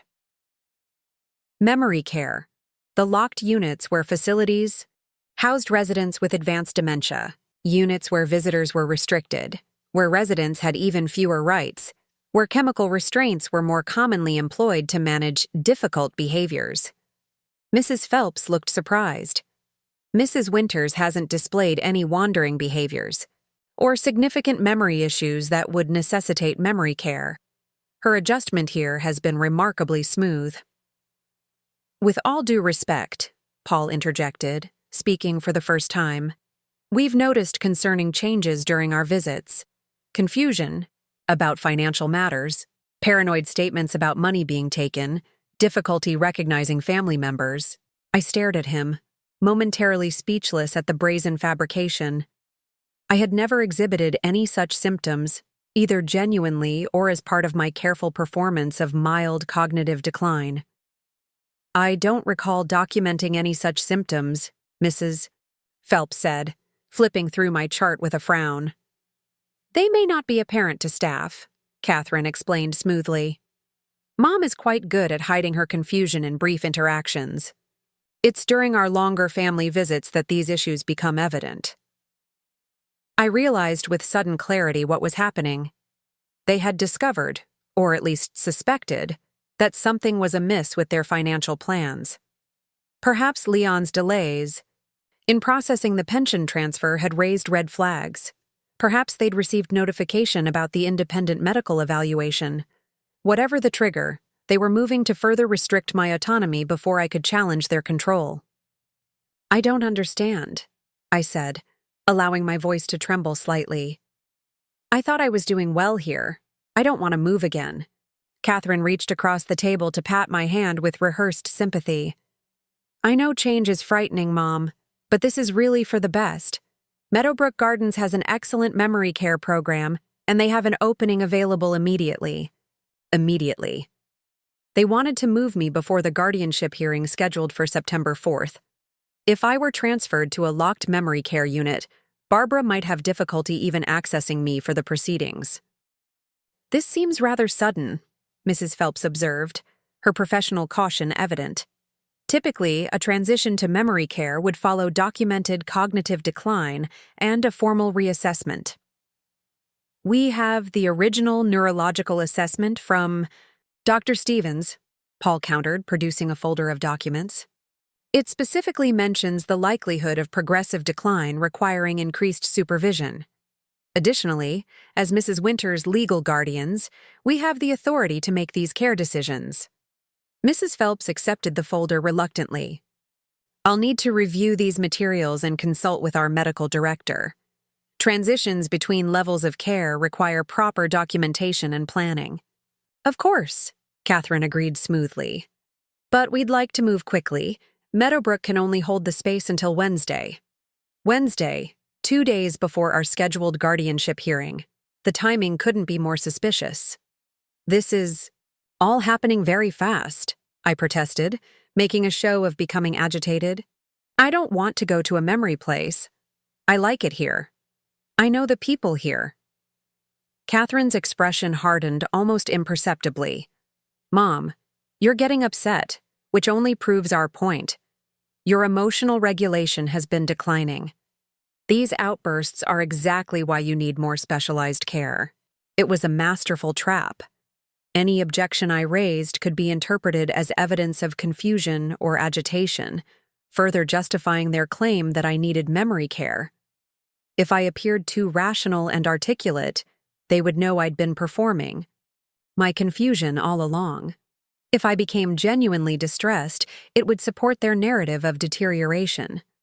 I chose a middle path, allowing tears to well in my eyes. I just don't understand why everything has to change again. I've only just gotten used to this place. Mrs. Phelps looked uncomfortable with the entire situation. Perhaps we should continue this discussion after I've had time to review the documentation and consult with our care team. Changes in placement are significant decisions that shouldn't be rushed. We understand, Paul said tersely, but time is of the essence. Meadowbrook's opening won't remain available indefinitely. After they left, with Catherine promising to return the following day to check on the progress of the transfer arrangements, Mrs. Phelps lingered in the conference room. Mrs. Winters, she said carefully, is there anything you'd like to discuss privately about this situation?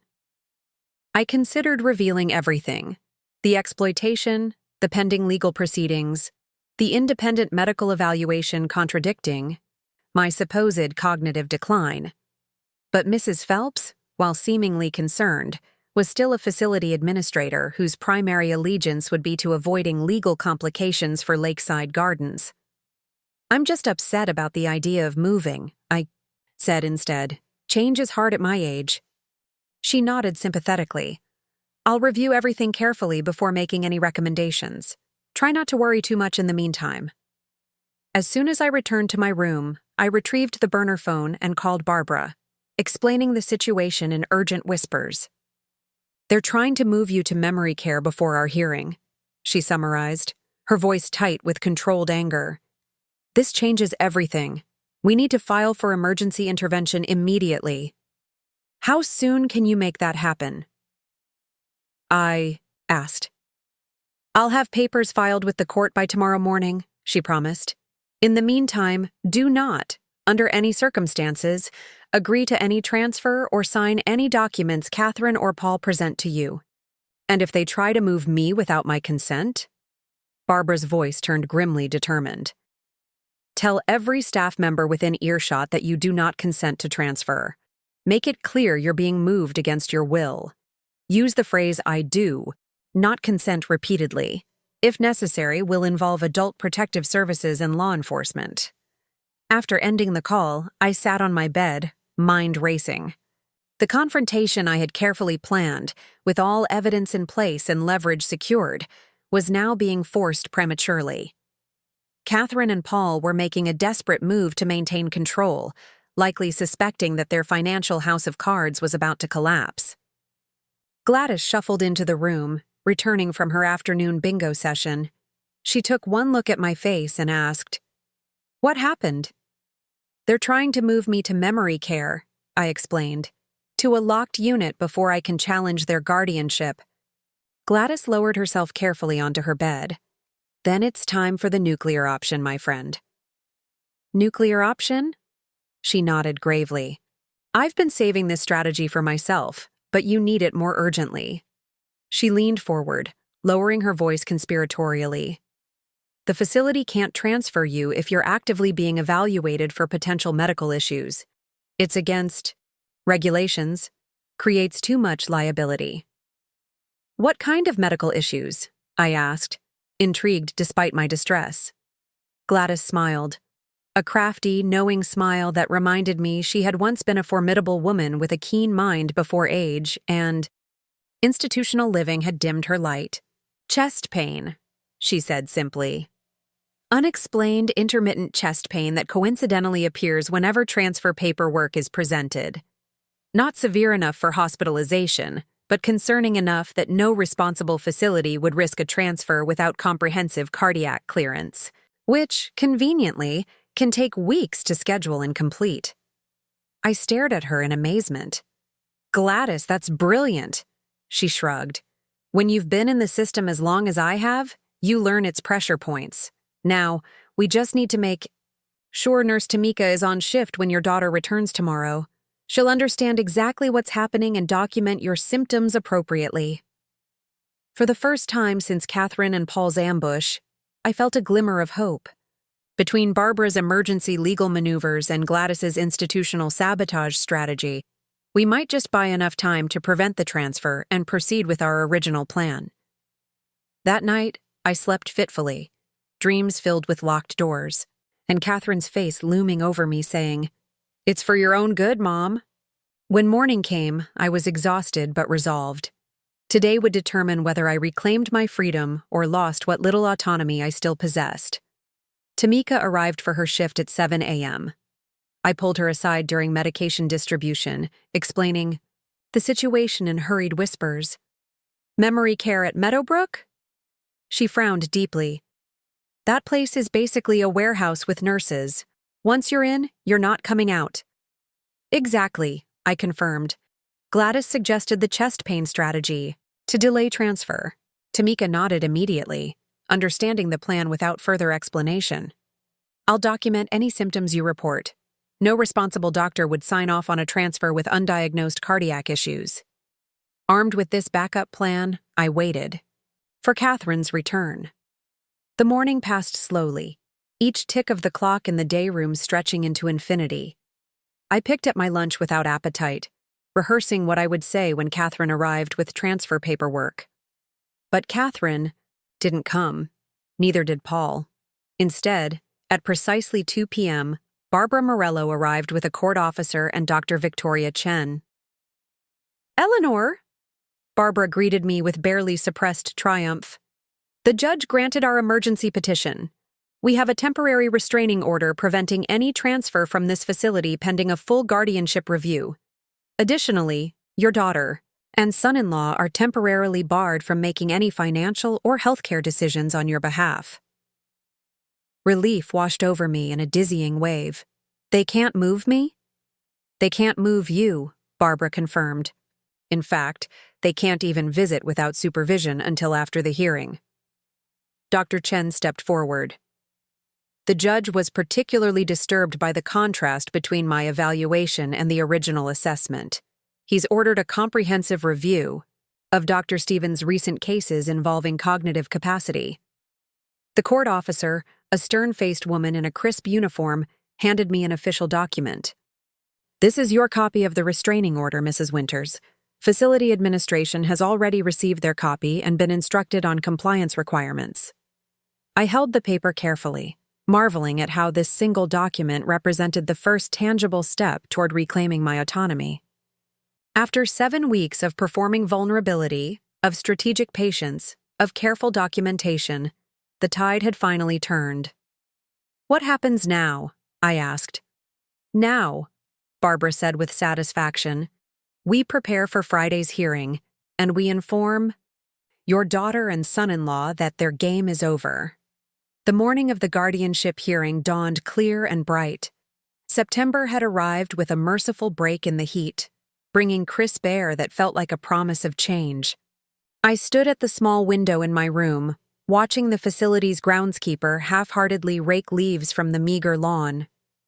Today would determine everything: my freedom, my autonomy, my future. Gladys was uncharacteristically quiet as she helped me prepare, her arthritic hands carefully fastening the buttons on the navy blue dress Barbara had brought for me to wear to court. The outfit was simple but dignified, worlds away from the shapeless sweatpants and institutional gowns that had become my daily uniform at Lakeside. "You look like yourself again," Gladys observed, her voice tinged with both approval and wistfulness. "Like a person with a life, not just another old body waiting to die." I squeezed her hand gently. "When this is over, we'll work on getting you out of here too." She shook her head, a sad smile playing across her weathered face. "Too late. For me, Eleanor, my children liquidated everything years ago. There's nowhere for me to go, and no resources to get there." She straightened my collar with surprising precision. "But watching you walk out of here under your own power, that'll be victory enough for both of us." A soft knock interrupted our moment. Tamika entered, technically off duty but present nonetheless, carrying a small makeup bag. "Thought you might want these finishing touches?" she offered.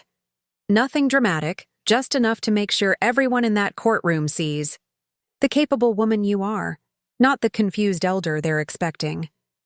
With practiced efficiency, she applied light foundation, a touch of blush, and a natural lipstick.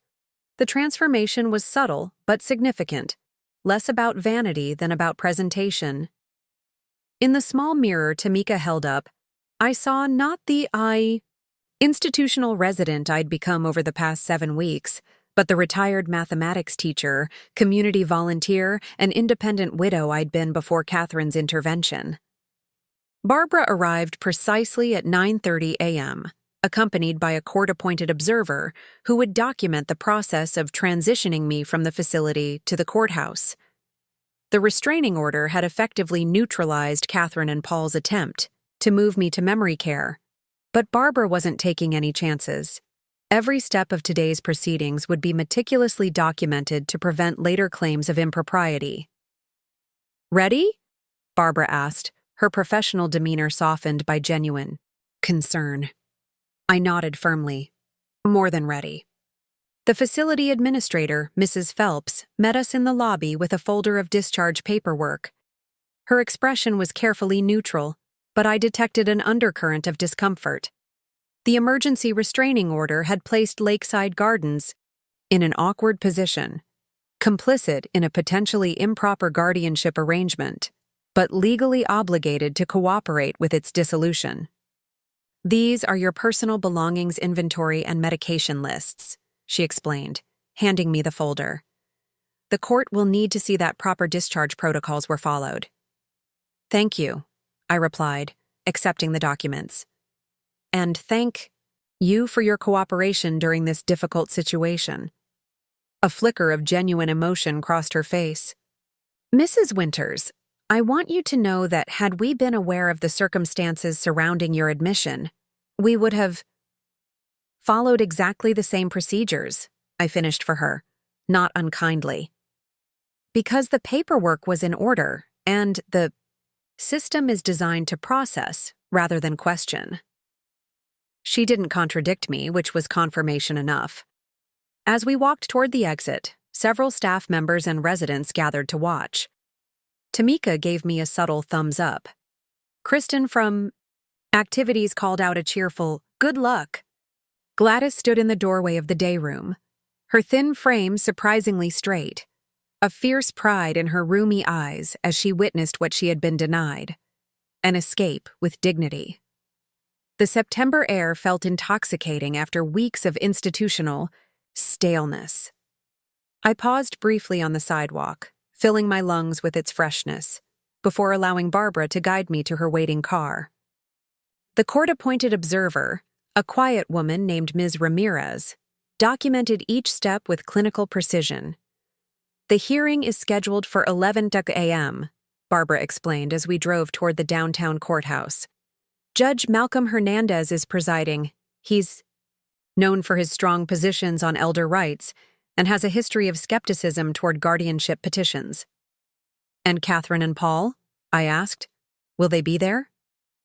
"They've been formally notified and required to appear. Their attorney contacted me yesterday requesting a continuance, which Judge Hernandez denied. They'll be there." I nodded, mentally preparing myself for the confrontation to come. Despite everything, the prospect of facing Catherine, of publicly exposing her betrayal, brought a profound sadness. No matter the outcome, our relationship would never recover from this breach. The daughter I thought I knew was gone, replaced by someone whose priorities and values were fundamentally incompatible with mine. "Eleanor," Barbara said gently, sensing my melancholy, "remember that today isn't about punishment. It's about restoration of your rights, your autonomy, your dignity. Whatever emotions arise, try to stay focused on that purpose." The courthouse was an imposing limestone building with wide steps and classical columns. Barbara led me through security and up to the third floor, where family court proceedings were held. Several people sat on benches in the hallway outside courtroom 3B, their faces etched with the particular strain that accompanies family legal disputes. We were early, as Barbara had planned, giving me time to review my testimony and prepare, mentally, for the proceedings. She guided me to a small conference room reserved for our use. "Let's go over the key points again," she suggested, arranging her documents on the table.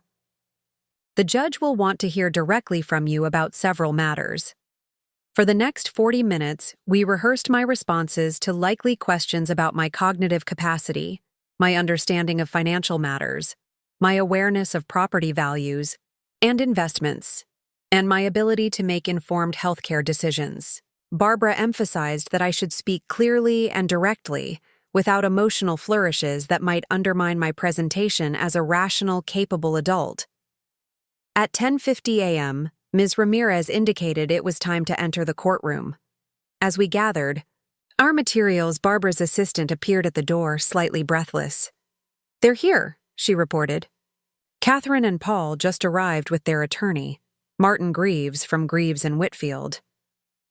Barbara's eyebrows rose slightly. Greaves is expensive. Corporate law background, not typically involved in guardianship cases. "They brought someone else too," the assistant added. "A man in his 50s, medical bag. Balding, glasses." "Dr. Stevens," I surmised. "The doctor who provided the original cognitive assessment." Barbara nodded grimly. "They're bringing out all the artillery." "Good, it shows they're worried." We made our way to the courtroom, entering through heavy wooden doors into a space both intimidating and austere. Judge Hernandez had not yet arrived, but the clerk was organizing documents at the bench, and the court reporter was setting up her stenography equipment. Barbara guided me to the plaintiff's table on the right side of the room. As we settled into our seats, the doors opened again, and Catherine entered with Paul close behind. They were followed by a distinguished-looking attorney in an expensive suit, and Dr. Stevens, carrying a leather portfolio and looking distinctly uncomfortable. Catherine's eyes locked with mine across the room. I expected anger, perhaps defiance, but what I saw instead was momentary shock, followed by calculation. The mother she was accustomed to seeing at Lakeside, slightly disheveled, institutionally dressed, meekly cooperative, had been replaced by someone who looked remarkably like the independent woman I'd been before her intervention. Her gaze flicked to my outfit, my styled hair, my alert posture, clearly reassessing her strategy in real time. Paul leaned in to whisper something in her ear, his expression tense. Their attorney, Mr. Greaves, maintained a composed professional demeanor as he arranged his materials at the defense table, but Dr. Stevens fidgeted nervously with his tie, his eyes carefully avoiding mine. At precisely the appointed hour, Judge Hernandez entered, a tall man with silver-gray hair and the deliberate movements of someone who didn't believe in rushing important matters. After the formal opening of proceedings, he surveyed the room, with keen dark eyes, lingering briefly on each face before addressing the court. "We are here in the matter of Eleanor Winters, petition for review of guardianship," he stated, his voice resonant and measured. This emergency hearing was granted based on allegations of improper guardianship designation and potential financial exploitation. Ms. Morello, as petitioner's counsel, you may begin. Barbara rose with practiced grace. "Thank you, Your Honor. We are seeking immediate dissolution of the current guardianship arrangement established on July 10th of this year, which placed all medical and financial decision-making authority for Eleanor Winters in the hands of her daughter, Catherine Winters Donovan, and son-in-law, Paul Donovan." She proceeded to outline our case with methodical precision. The questionable cognitive assessment that had been the basis for the guardianship, the contradictory findings of Dr. Victoria Chen's independent evaluation, the documentation of financial activities suggesting exploitation rather than proper management of my assets. "Most disturbing, Your Honor," Barbara continued, "is the recent attempt to transfer Mrs. Winters to a locked memory care facility ahead of today's hearing, a move that appears designed specifically to prevent her from challenging the guardianship arrangement." Judge Hernandez turned his attention to Catherine and Paul's attorney. "Mr. Greaves, your response to these allegations?" Martin Greaves stood, exuding the confident authority of someone accustomed to corporate boardrooms rather than family court. "Your Honor, we categorically deny any impropriety in the establishment or execution of this guardianship. Mrs. Winters Donovan and Mr. Donovan have acted solely out of concern for Eleanor Winters' well-being, based on documented cognitive decline, confirmed by a licensed physician." He gestured toward Dr. Stevens, who seemed to shrink slightly under the judge's scrutiny. The proposed transfer to memory care was recommended by healthcare professionals based on concerning behavioral changes observed during family visits, not, as opposing counsel suggests, an attempt to obstruct legal proceedings. Judge Hernandez studied both attorneys thoughtfully before addressing me directly. "Mrs. Winters, I'd like to hear from you. In your own words, please tell the court why you believe this guardianship should be dissolved." I rose, feeling a momentary flutter of nerves that quickly subsided. After decades of commanding classrooms full of restless teenagers, one stern judge held little intimidation value.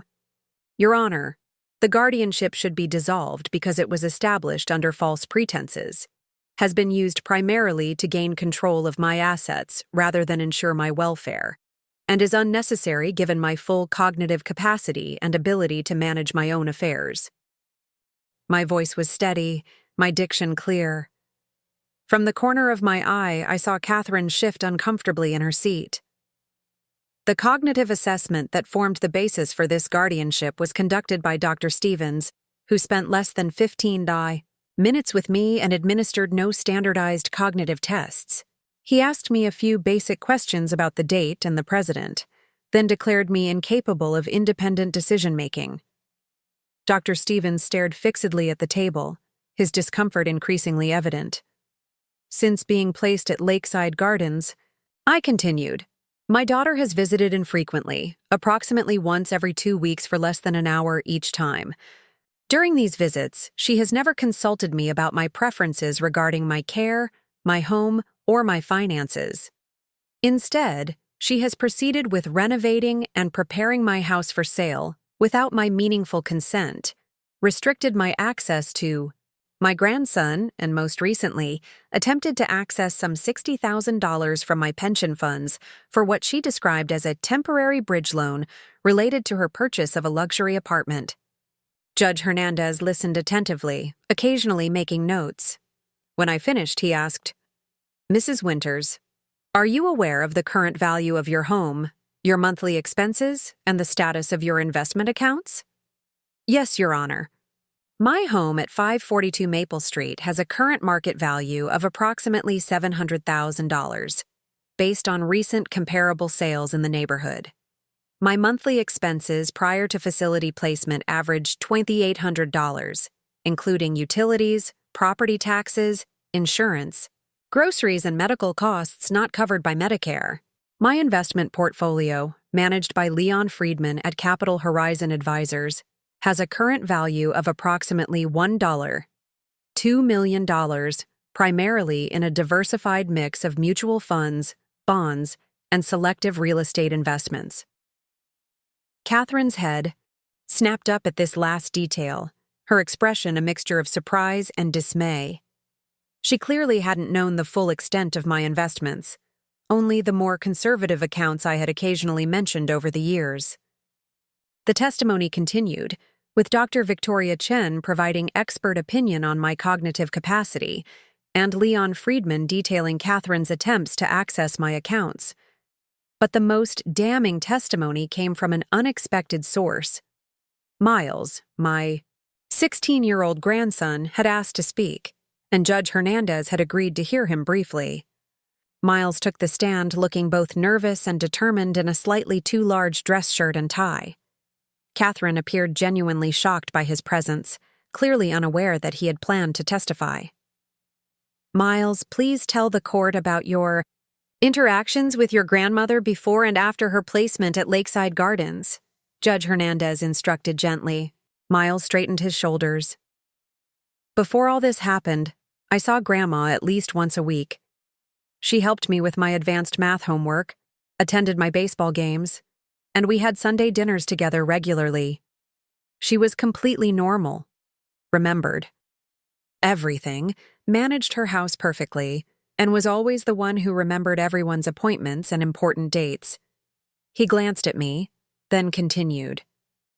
After she suddenly disappeared, Mom told me Grandma was visiting friends in Arizona. Later, the story changed to her staying with relatives in Florida. I thought it was weird that she hadn't said goodbye to me, but Mom said Grandma had been confused lately, and it was better this way. Catherine stared at her son, her expression a mixture of betrayal and disbelief. When did you discover your grandmother was actually at Lakeside Gardens? The judge prompted. About a month after she went there. I overheard Mom and Dad arguing about facility fees and got suspicious. I searched Mom's office when they were out and found the admission paperwork. I've been visiting Grandma secretly for weeks. She's exactly the same as she always was. Smart, organized, totally aware of everything. The only difference is, she was stuck in that awful place while you and Dad were trying to sell her house and buy that fancy apartment. The simplicity and directness of Miles's testimony seemed to affect Judge Hernandez deeply. After a few more questions, he thanked Miles for his courage and dismissed him from the stand. As the hearing entered its third hour, the evidence of improper guardianship and financial exploitation continued to mount. Barbara methodically presented documentation of the pension fund transfer attempt, the hasty renovation and planned sale of my home, and the suspicious timing of the proposed memory care transfer just before our scheduled hearing. Finally, Judge Hernandez called for closing statements and then took a brief recess to consider his ruling. Those 20 minutes were among the longest of my life. Barbara sat beside me, projecting confidence but periodically squeezing my hand, reassuringly. Across the aisle, Catherine, Paul, and their attorney huddled in tense conversation, occasionally glancing in my direction. When Judge Hernandez returned, the courtroom fell completely silent.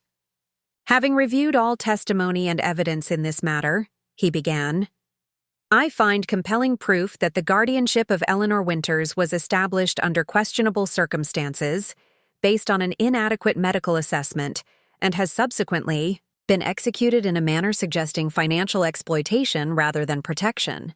He turned to Catherine and Paul, his expression stern. The court is deeply troubled by the evidence of attempted asset misappropriation, the restriction of Mrs. Winters' communication with family members, and particularly the recent attempt to transfer her to a memory care facility immediately prior to this hearing, an action that appears calculated to prevent her from challenging the guardianship. Therefore, he continued, I am ordering the immediate and complete dissolution of the current guardianship arrangement. Mrs. Winters is hereby restored to full legal capacity regarding all financial, medical, and personal decisions, effective immediately. Relief washed through me. A physical sensation of weights being lifted from my shoulders.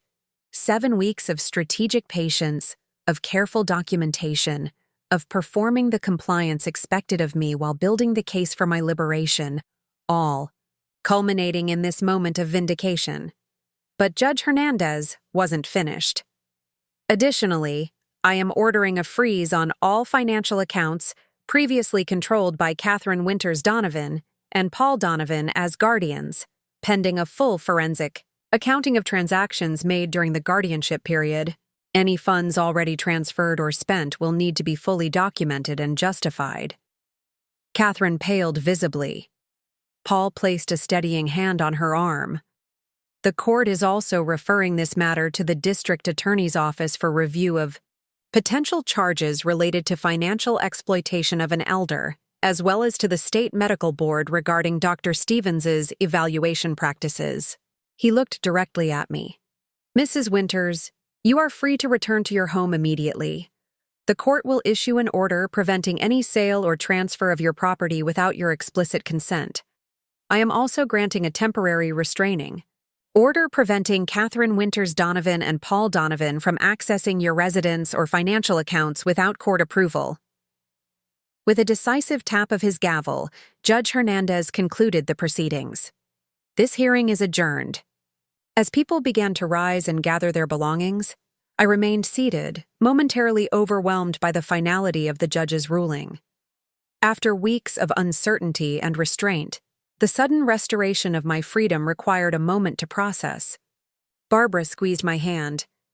We did it, she said simply. You're free. I nodded, blinking back unexpected tears. Thank you. For everything. As we prepared to leave, Catherine approached, her expression a complex mixture of emotions I couldn't fully decipher. Paul attempted to follow, but she waved him back. Mom, she began, her voice uncharacteristically hesitant.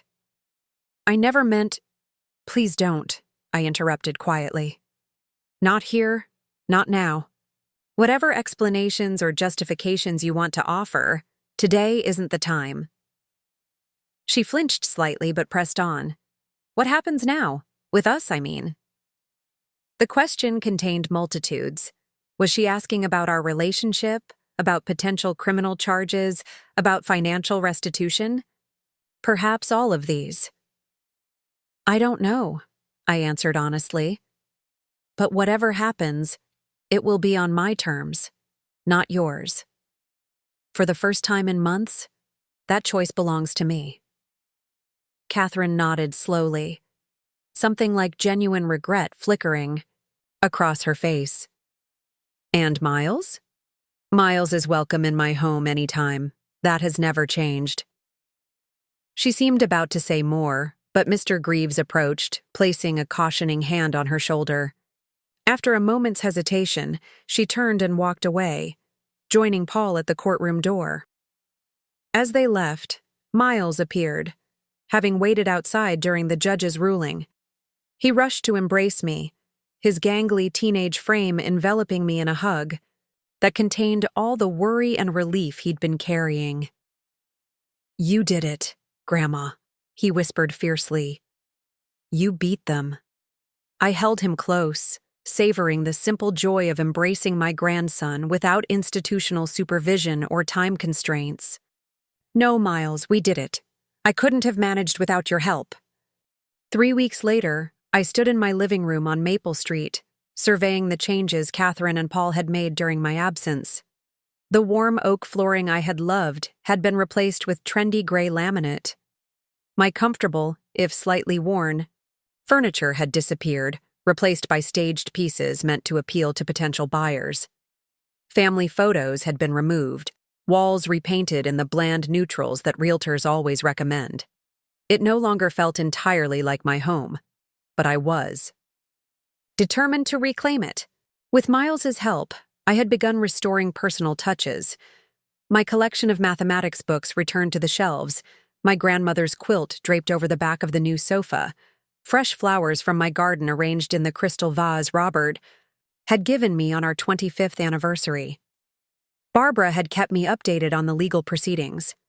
The forensic accounting of my finances during Catherine and Paul's guardianship had revealed approximately $87,000 in questionable expenditures, renovations I hadn't authorized, administrative fees they had paid themselves, and withdrawals that couldn't be accounted for.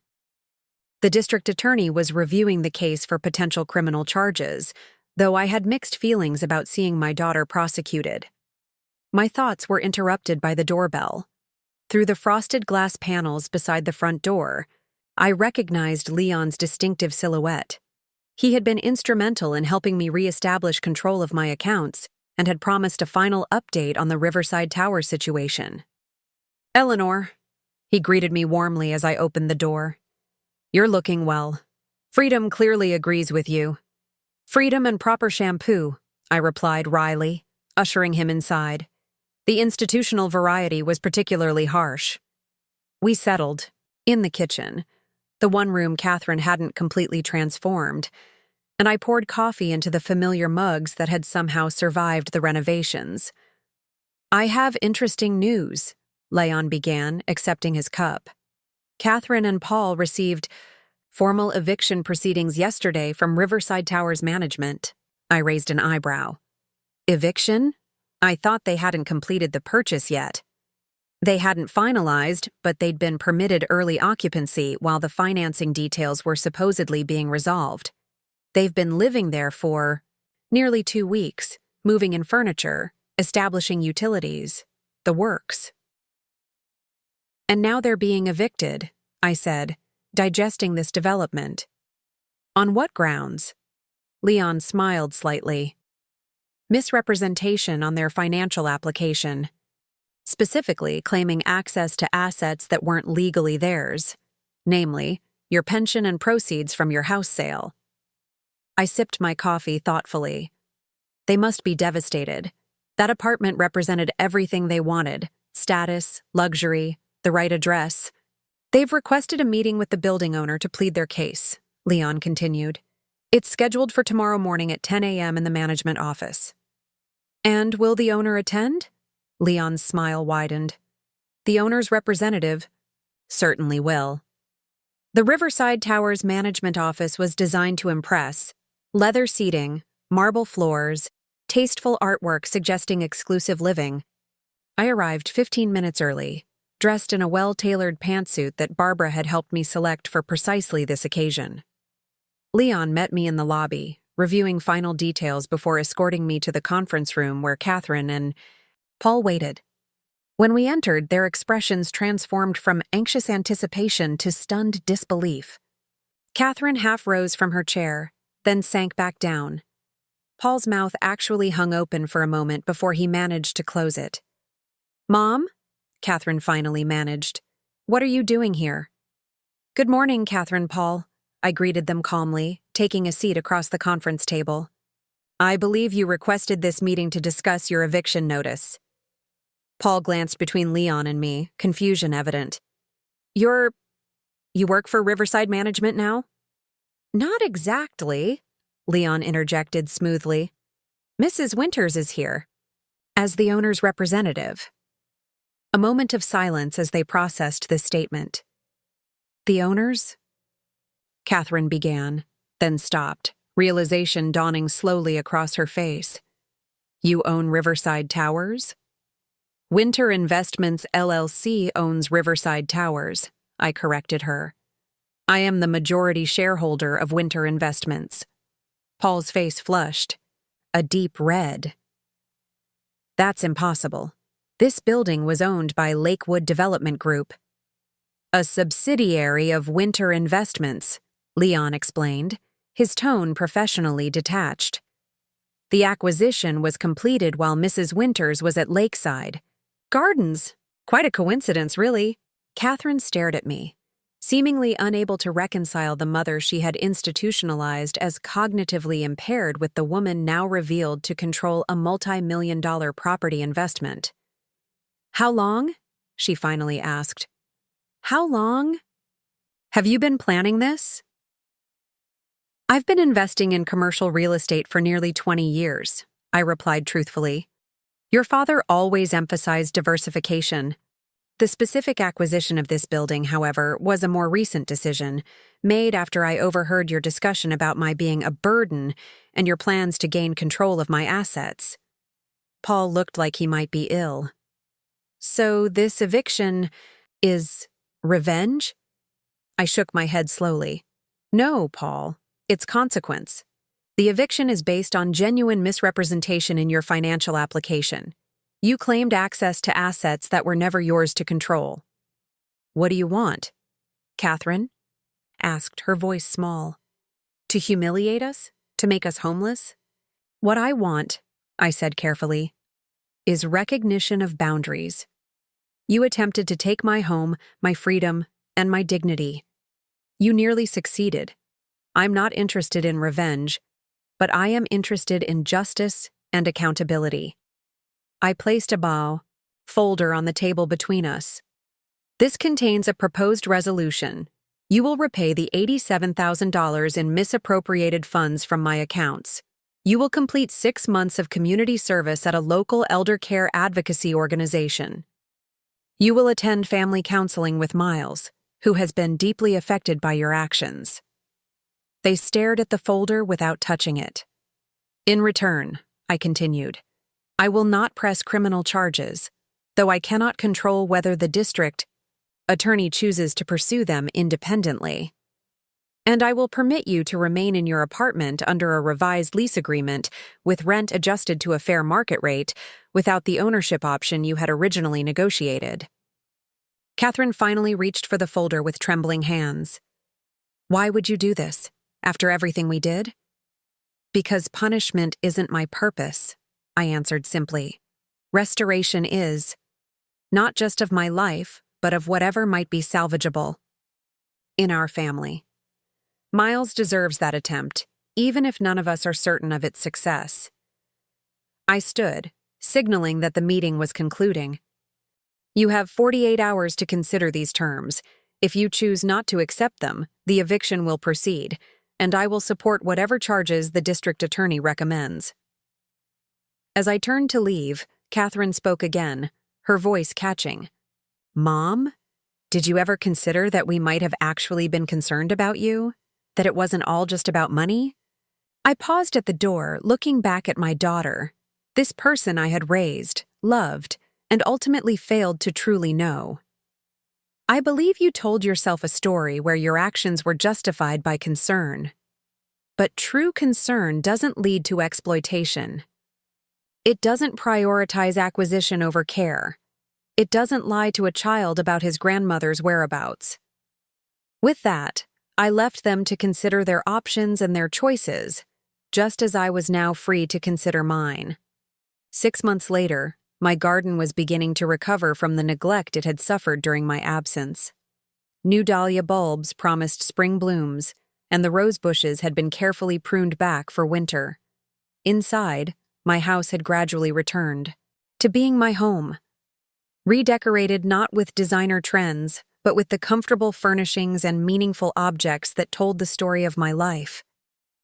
Catherine and Paul had accepted my terms, more out of necessity than contrition, I suspected. They remained in their riverside apartment, making monthly restitution payments and dutifully attending their community service hours at Elder Justice Alliance. The family counseling sessions with Miles were challenging but necessary, revealing layers of hurt and mistrust that would take time to address. Miles spent every weekend with me, working on college applications and advanced calculus problems, at my kitchen table. He had matured in ways both painful and profound, developing a keen awareness of ethical complexities and the consequences of choices. I grieved for the innocence he had lost, but admired the thoughtful young man emerging from that difficult education. As for me, I had found purpose beyond simply reclaiming my interrupted life. Barbara had introduced me to a network of elder rights advocates, and I had begun speaking at community forums about guardianship abuse and financial exploitation. My mathematics background proved unexpectedly valuable in helping other seniors understand and manage their finances to protect themselves from predatory practices. Most satisfying of all, I had established the Gladys Perkins Fund, named for my former roommate who remained at Lakeside Gardens despite my best efforts to find alternatives for her. The fund provided legal assistance to low-income seniors facing improper guardianship proceedings and supported improved training for facility staff on recognizing and reporting exploitation. Tamika had left Lakeside to become the fund's first program coordinator, bringing her compassion and insider knowledge of institutional care to our advocacy work. Together, we were developing protocols to help nursing staff identify residents at risk of exploitation and creating resources to support family members who wanted to provide genuine care rather than control. On a crisp December morning, I sat at my desk reviewing quarterly reports from Winter Investments when the doorbell rang. Opening the front door, I found Catherine standing on the porch, her posture uncharacteristically hesitant. "Mom," she greeted me awkwardly. "I hope I'm not interrupting anything." "Just paperwork," I replied, stepping aside to let her in. "Would you like some coffee?" She nodded, following me to the kitchen. We moved in uncomfortable silence as I prepared 2 cups, the familiar ritual highlighting how unfamiliar our relationship had become. "Miles says you're helping him with his MIT application," Catherine said finally, accepting her mug. "He's been working so hard on it." "He's exceptionally talented in mathematics," I replied. "The admissions committee will recognize that." Catherine traced the rim of her cup with one finger. "He also says you're doing some kind of advocacy work now, speaking at events about..." "What happened?" "Not about our specific situation," I clarified. "About the systemic issues that allow exploitation to occur. About how to recognize and prevent it." She nodded, still not meeting my eyes. After a long moment, she reached into her purse and withdrew an envelope, placing it carefully on the table between us. "What's this?" I asked. "The final restitution payment," she answered, "plus a little extra, for the Gladys Perkins Fund." I considered the envelope without touching it. "Thank you for completing the payments. As for the donation, you should make that directly to the fund if that's your intention." "I will," Catherine said quickly. I wanted you to know that I'm trying to understand what we did, why we did it." She finally looked up, her eyes shining with unshed tears. "I've been working with a therapist outside the required family sessions, trying to figure out how I became someone who could do that to her own mother." I remained silent, neither encouraging nor dismissing her. "I don't expect forgiveness," she continued, her voice strained but determined. "I'm not even sure I deserve it. But I want you to know that the community service hours, they're changing me. I'm working with elderly residents who have no family, no visitors, hearing their stories, seeing their loneliness. It's like looking through a window into what could have been your life if your plan hadn't worked. Despite everything, I felt a flicker of something. Not forgiveness exactly, but perhaps the beginning of understanding. Catherine had always been achievement-oriented, materially focused, concerned with appearances. These weren't new traits that had suddenly emerged to betray me. They were tendencies that had been present all along, amplified by circumstance and opportunity into something destructive. "Change is difficult," I said finally. "Real change, not just the performance of remorse." "I know," she nodded. "I'm trying anyway." We sat in silence for a few minutes, drinking our coffee, the December sunlight casting long shadows across the kitchen floor.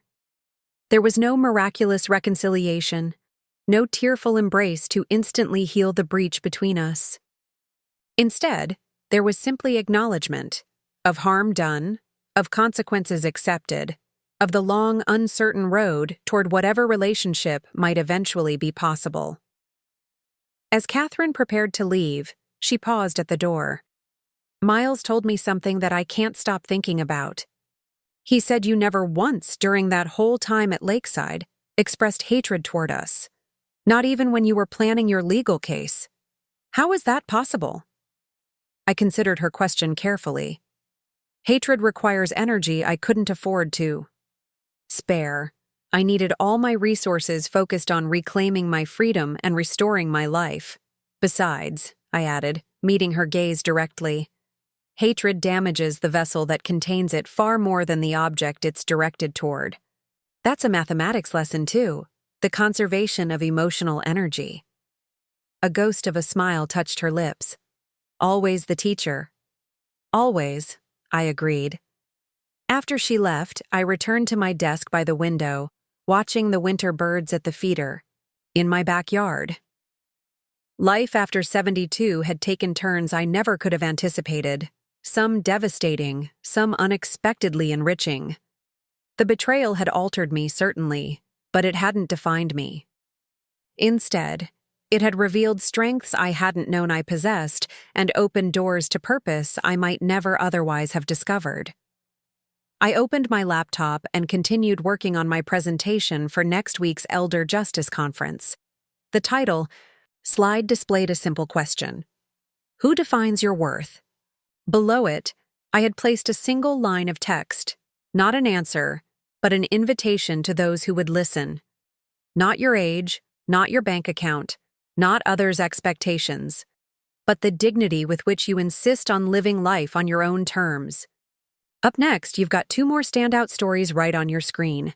If this one hit the mark, you won't want to pass these up. Just click and check them out.